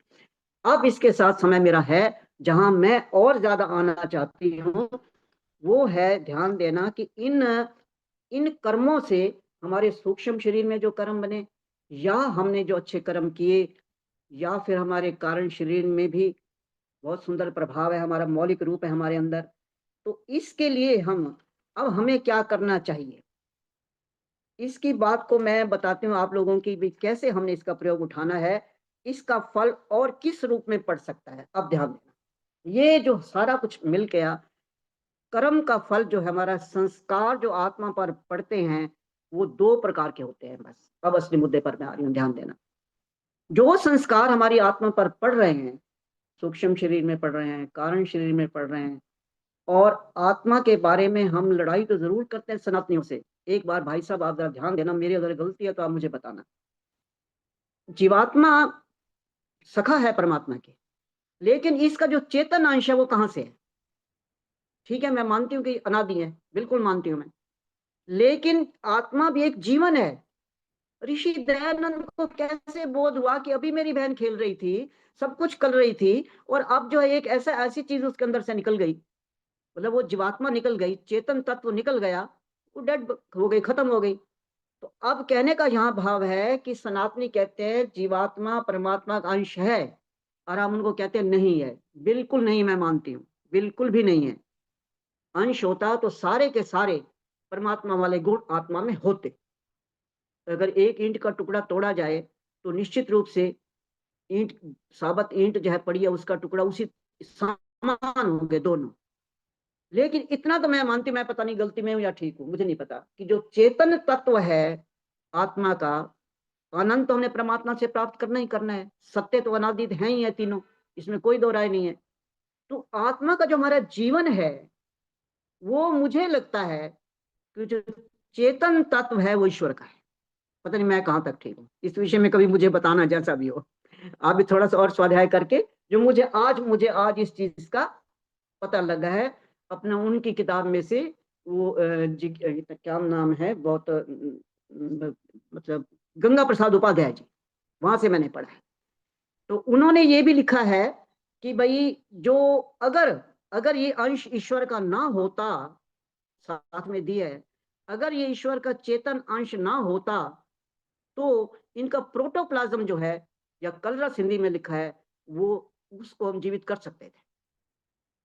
मैं आपके सामने सारी बात रख रही हूँ, ये मुझे इसकी आवश्यकता है कि मैं कहाँ तक ठीक हूँ। मैं बोलते रही हूँ मैं आपके उसमें, लेकिन मैं भय से बोल रही हूँ, तो पता नहीं कहाँ तक ठीक है, लेकिन किताब बहुत बड़े विद्वान की है, वहां से मुझे पढ़ा है। इस प्रकार जो कर्म का फल मैं बता रही थी, अब जो संस्कार बन गए उनका फल हमें क्या मिलेगा, जो दो रूपों में, एक तो उन्नति के साधक के रूप में, एक उन्नति के बाधक के रूप में, दो आएंगे हमारे पास, साधक और बाधक। टाइम हो गया चारे भाई साहब, हो गया टाइम? अच्छा, फिर तो ये रह गया, थोड़ा जल्दी जल्दी कर दूं, 2 मिनट में, जल्दी जल्दी में। तो ऐसा है, ये आत्मा पर पढ़ते हैं एक इष्ट और अनिष्ट, एक इष्ट रूप में आएंगे, एक अनिष्ट रूप में आएंगे। अब हमारा क्या फर्ज बनता है, इष्ट हमारे आत्मा की उन्नति में साधक है और अनिष्ट है हमारी उन्नति में बाधक है। अब इसके लिए हमने क्या करना है, इष्ट को तो हमने सुरक्षित रखना है, बढ़ाना है, कम नहीं करना। अपनी आत्मा के माध्यम से अच्छे अच्छे कर्म करके जो इष्ट है उसको और बढ़ाना है, अच्छे कर्मों को और बढ़ाना है, इष्ट मैंने पुण्य, उनको हमने बढ़ाना है। और अनिष्ट है जो हमारे अंदर पाप या इस प्रकार के कुछ गए हुए अनिष्ट, उसको हमने धोना है।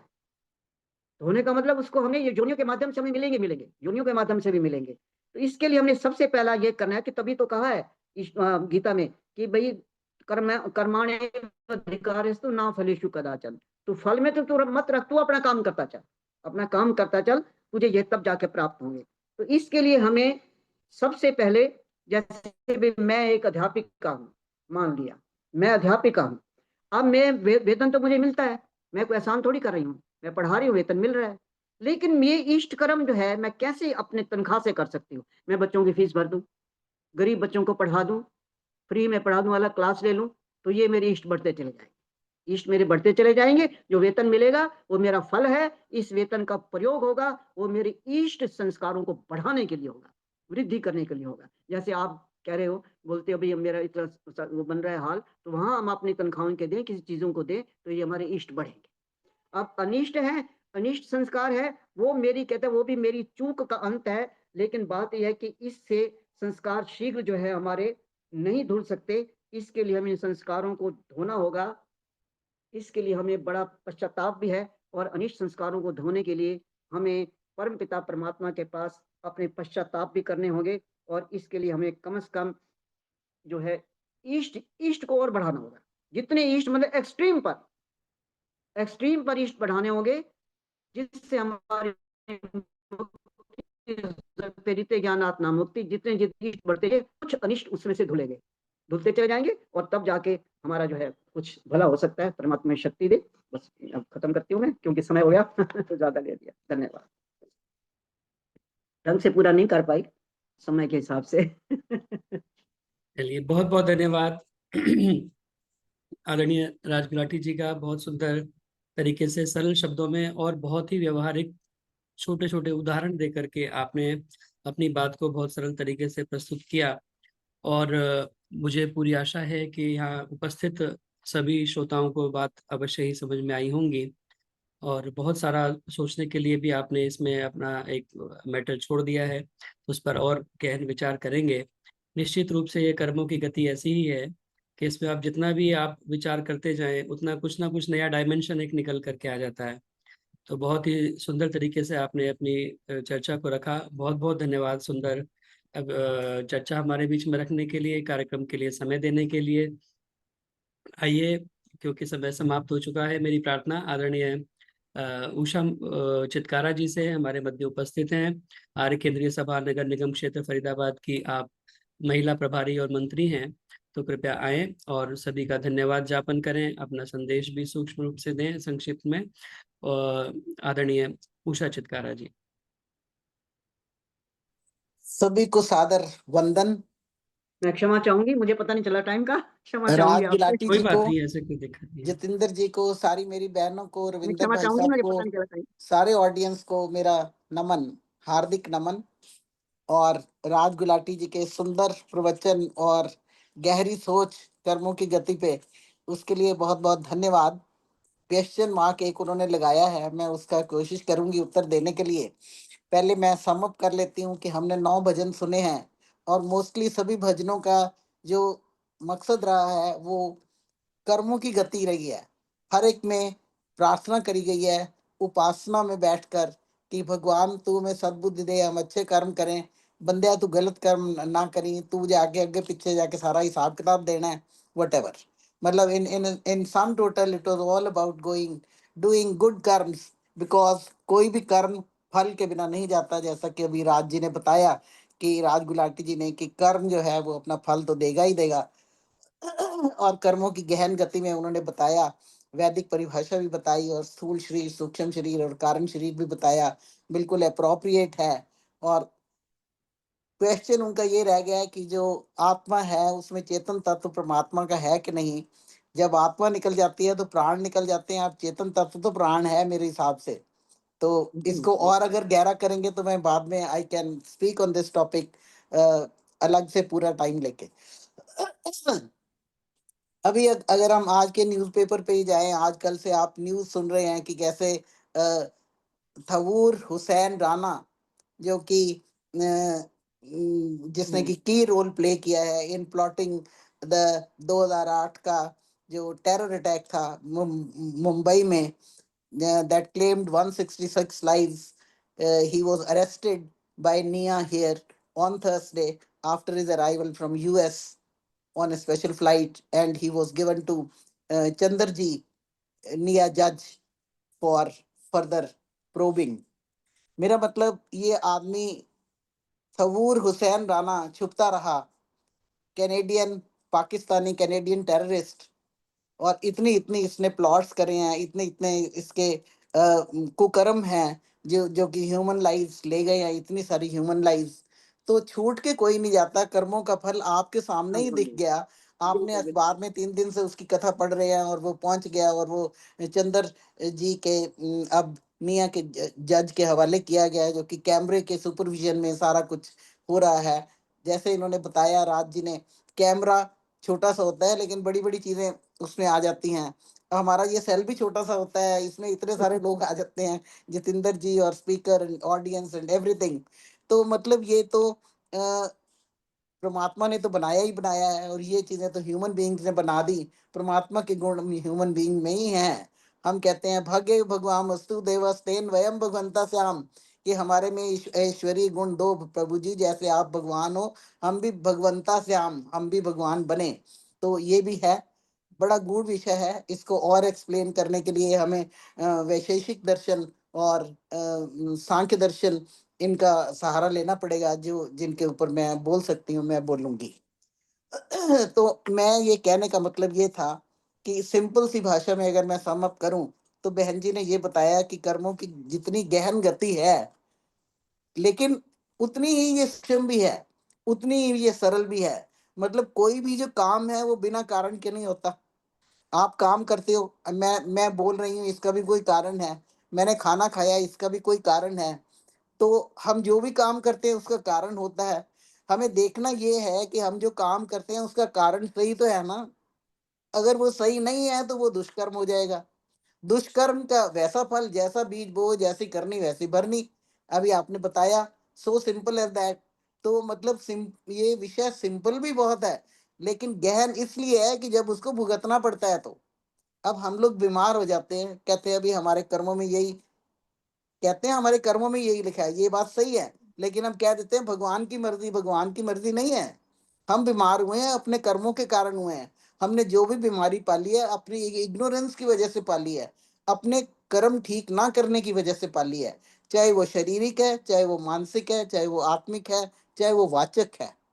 हम बोलते हैं मन वचन कर्म से, कहते हैं ना कि हमें ऐसा कर्म करना चाहिए जो किसी को दुख ना दे, हानिकारक ना हो। हमारा आर्य समाज का नियम बताता है संसार का उपकार करना हमारा पहला मुख्य कर्तव्य है, समाज का उपकार करना।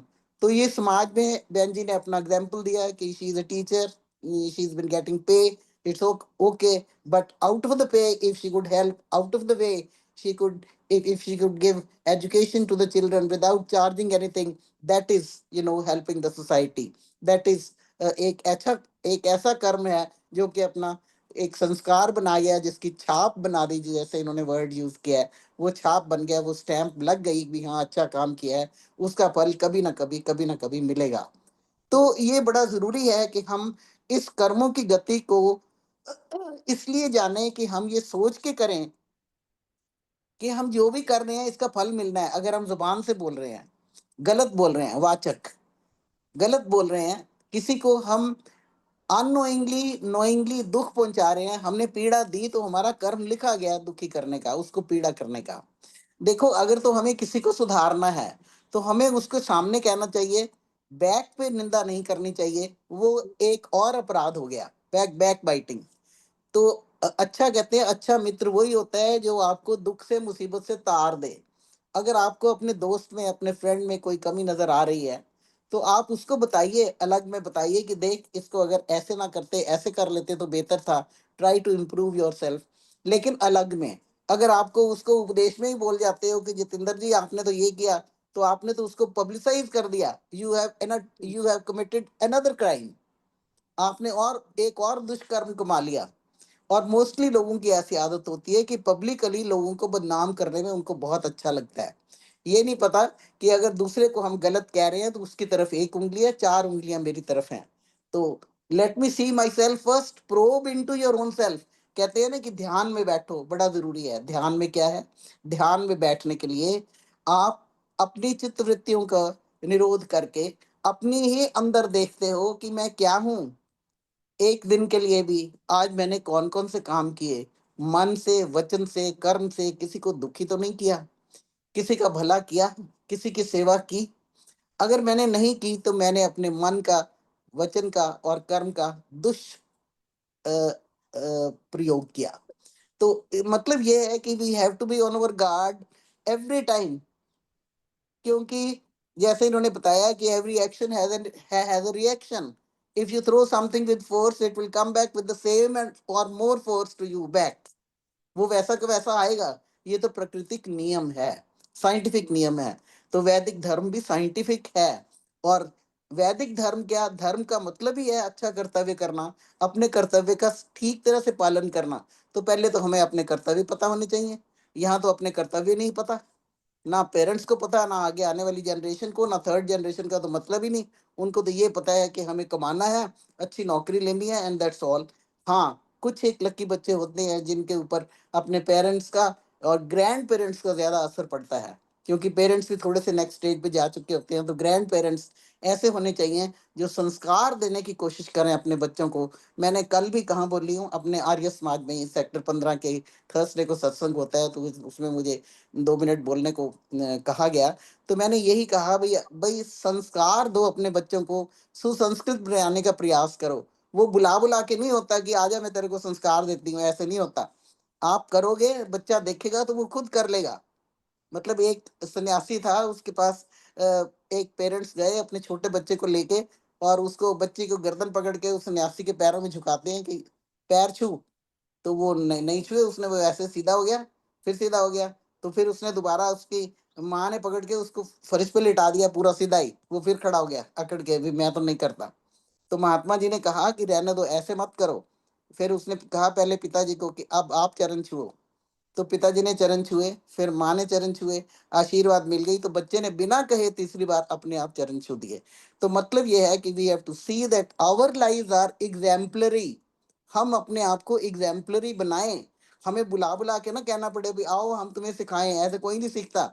वो कहते हैं अपनी अपनी सीख अपने पास रखो, उपदेश बहुत सुन लिए आपके। अब स्वामी ऋषि दयानंद जी ने उपदेश दिया, प्रवचन कर रहे थे। श्रद्धानंद जो थे वो वहां पर गए, उनका नाम तब श्रद्धानंद नहीं था, मुंशी प्रेमचंद मुंशी जी था। तो मुंशी जी वहां पे गए पिताजी के कहने से प्रवचन सुनने। उन्होंने कहा क्या प्रवचन करेगा ये साधु, तो लेकिन फिर भी चला गया। सुना, एक दिन सुना, 2 दिन सुना, उस पर असर पड़ गया। तो उसको ये तो नहीं कहा ऋषि दयानंद ने बुला के भी आप सुन तो जरूर इन इन चीजों पे पालन कर, नहीं। तो उसने देखा, उसने सुना कि अरे ये तो बुद्धिमता की बात कर रहे हैं। और ऐसा उनका चित्त परिवर्तित हुआ कि वो मुंशी से श्रद्धानंद बन गए। और उन्होंने अपना सारा कुछ त्याग करके गुरुकुलों की स्थापना कर दी। अपने लड़कों को सबसे पहले उसमें डाला, लड़कियों का गुरुकुल खोला तो लड़की को सबसे पहले उसमें डाला। एग्जाम्पल, मतलब your life has to be exemplary. अपने आप को ऐसा बनाइए कि आप अपने आप में एक एग्जाम्पल बन जाएं। पेरेंट्स जो हैं अपने बच्चों के लिए, अपने ग्रैंड चिल्ड्रन के लिए, और तभी, और फिर एट लार्ज समाज के लिए, एट लार्ज नेशन के लिए, तभी हम समाज सुधार कर सकते हैं। ग्रास रूट लेवल से, ग्रास रूट लेवल पर एवरीथिंग बिगिंस एट होम।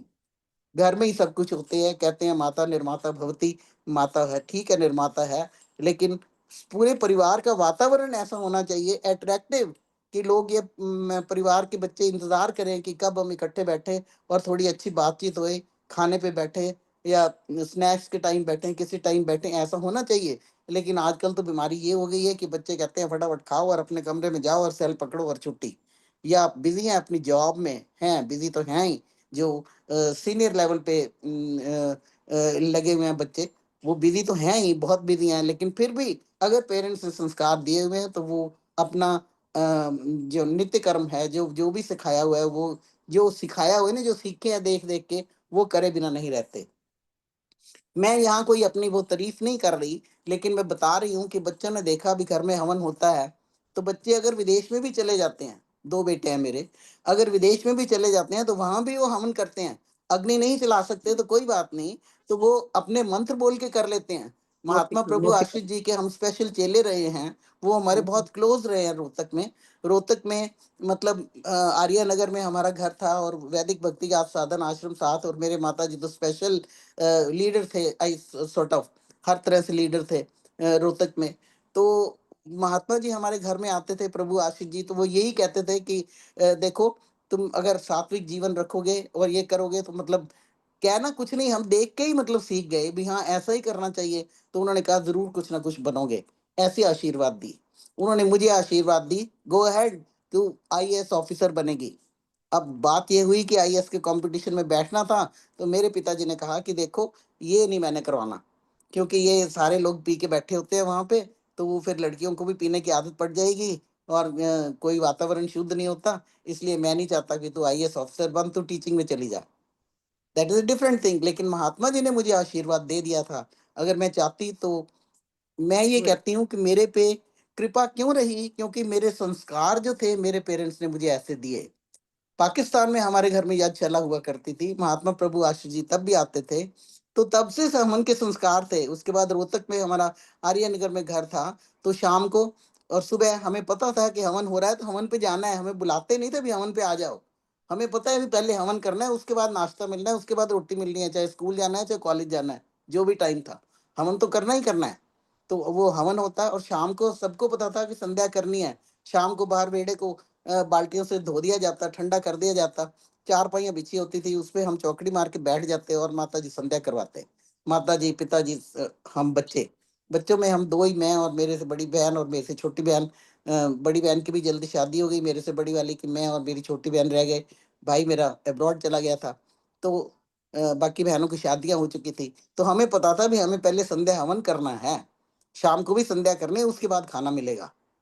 और इतने प्यार से वो खाना ऐसे वो बनाती थी गायत्री मंत्र करके कि उसी का असर हुआ। अब हमें भी ये आदत पड़ी है, किचन में जाते हैं तो गायत्री मंत्र करना शुरू कर देते हैं। डिस्ट्रैक्शंस तो बहुत होती हैं क्योंकि सभी लोग तो नहीं करते, तो मतलब हमें ऐसे संस्कार छोड़ने की कोशिश करनी चाहिए। और इसके लिए ये जरूरी है कि हर पेरेंट्स अपने बच्चों को संस्कार दे, ताकि हमारे घर में जब बहुएं आए वो भी सुसंस्कृत होएं। अगर वो सुसंस्कृत नहीं है तो हमारे संस्कार बेचारे आधे अधूरे रह जाएंगे और वो सो जाएंगे। तो मैं ये विश करूंगी इसके साथ, मैंने इसमें कोई बिल्कुल अपनी तारीफ करने की कोशिश नहीं की, मैंने सिर्फ बहन जी की बात को बल दिया है कि हमें सुसंस्कृत संतान चाहिए। तो उसके लिए हमें ओम का गान, वेदों का ज्ञान, यज्ञ का विधान, सुसंस्कृत संतान और फिर देश के लिए बलिदान, ऐसा कुछ हमें अपने सामने मकसद रखना चाहिए, उम्मीद रखनी चाहिए। और ये थगूर हुसैन राणा का जो केस है वो देख लेना चाहिए कि वो जितने साल मर्जी छुप लिया, आखिर उसका क्या क्या इल्जाम होने वाला है, क्या परिणाम होने वाला है, सबको दिख रहा है। तो कर्म फल तो मिलता ही मिलता है। आओ, अब कहते हैं प्रभु आशीष जी ने एक किताब रखी है, डरो वो बड़ा जबरदस्त है। तो मतलब ये है कि कर्मों का फल तो मिलेगा ही मिलेगा। महात्मा प्रभु आशीष जी का सारा लिटरेचर हमने पढ़ा, ये नहीं हमें माता जी ने कहा कि पढ़ो, वो पढ़ी होती थी किताबें मेज पे तो पढ़नी होती थी। ओम ओम ओम ओम। तो इसी के साथ मैं एक बार फिर राज गुलाटी जी का दिल से धन्यवाद करती हूँ कि उन्होंने गहन कर्मों की गति के बारे में प्रकाश डाला। और भजनों की श्रृंखला भी इसी प्रकार की रही। और जितेंद्र जी के जो कमेंट्स हैं वो तो वंडरफुल होते ही हैं, ऊपर वो और भी कॉम्प्लीमेंट्री होते हैं, उसको पूरा कर देते हैं। इसी के साथ पुनः सबका धन्यवाद, जितेंद्र जी को विशेष आशीर्वाद। बहुत बहुत धन्यवाद आदरणीय मैडम उषा चित्कारा जी, बहुत सुंदर आपने उसको जो भी आज का सत्संग रहा उसको समराइज किया, और उसको भी आपने जो अपना प्रवचन रहा आदरणीय राज गुलाटी जी का, उसके ऊपर भी आपने बहुत सुंदर चर्चा और एक संक्षिप्त चर्चा उसके ऊपर भी की। बहुत बहुत धन्यवाद इस सुंदर चर्चा के लिए, आशीर्वाद के लिए, धन्यवाद ज्ञापन के लिए। आइए अब शांति पाठ करें। और माता सुषमा यति जी हमारे मध्य उपस्थित हैं। पीछे आप आए नहीं थे शायद 1-2 हफ्ते, मैंने देखा आज उपस्थित हैं, तो कृपया आएं और शांति पाठ कराएं। आदरणीय माता सुषमा यति जी।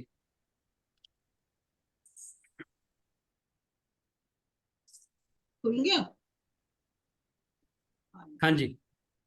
जी, आज का आपका प्रोग्राम बहुत ही अच्छा रहा और गुलाटी जी का उद्बोधन बहुत सुंदर, और उनका सबको सब समझ आ गई कि कैसे कर्म फल होते हैं। और कर्मों का फल तो भुगतना ही पड़ता है, जैसा कोई कर्म करेगा वैसा ही फल पाएगा। और आगे उषा जी ने जो उसका बताया, सबका बहुत बढ़िया बताया। आपको आशीर्वाद, बहुत बहुत बहुत बढ़िया कार्यक्रम। अब शांति पाठ करेंगे।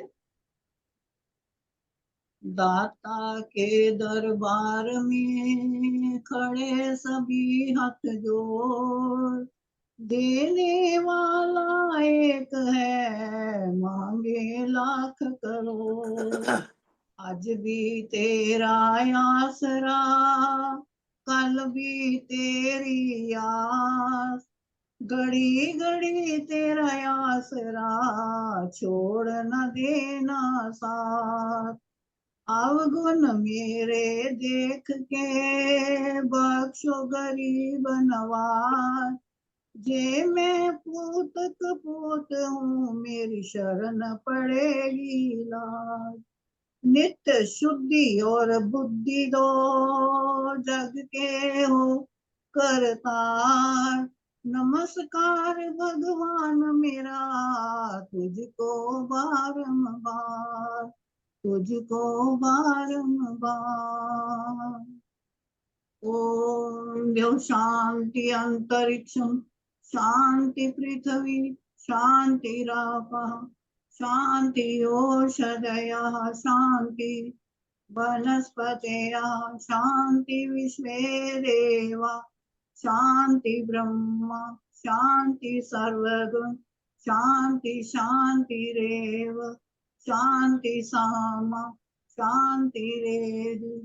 ओम शांति शांति शांति। ओम। जो बोले सो अवै सत सत्य सनातन सनातन वैदिक धर्म की जय हो। जगत गुरु महर्षि दयानंद की जय हो। जय हो। पंडित विद्यानंद महाराज की जय हो। जय हो। पुरुषोत्तम रामचंद्र महाराज की जय हो। जय हो। जय श्री कृष्ण भगवान की जय हो। जय हो। माता की जय हो। गौ माता का पालन हो। आज आज अमर रहे। वेद की ज्योति जलती रहे। का झंडा ऊंचा रहे। प्रकाश रोज पढ़ेंगे। हिंदी भाषा अमर रहे। अमर रहे। संस्कृत भाषा अमर रहे। वैदे प्रणव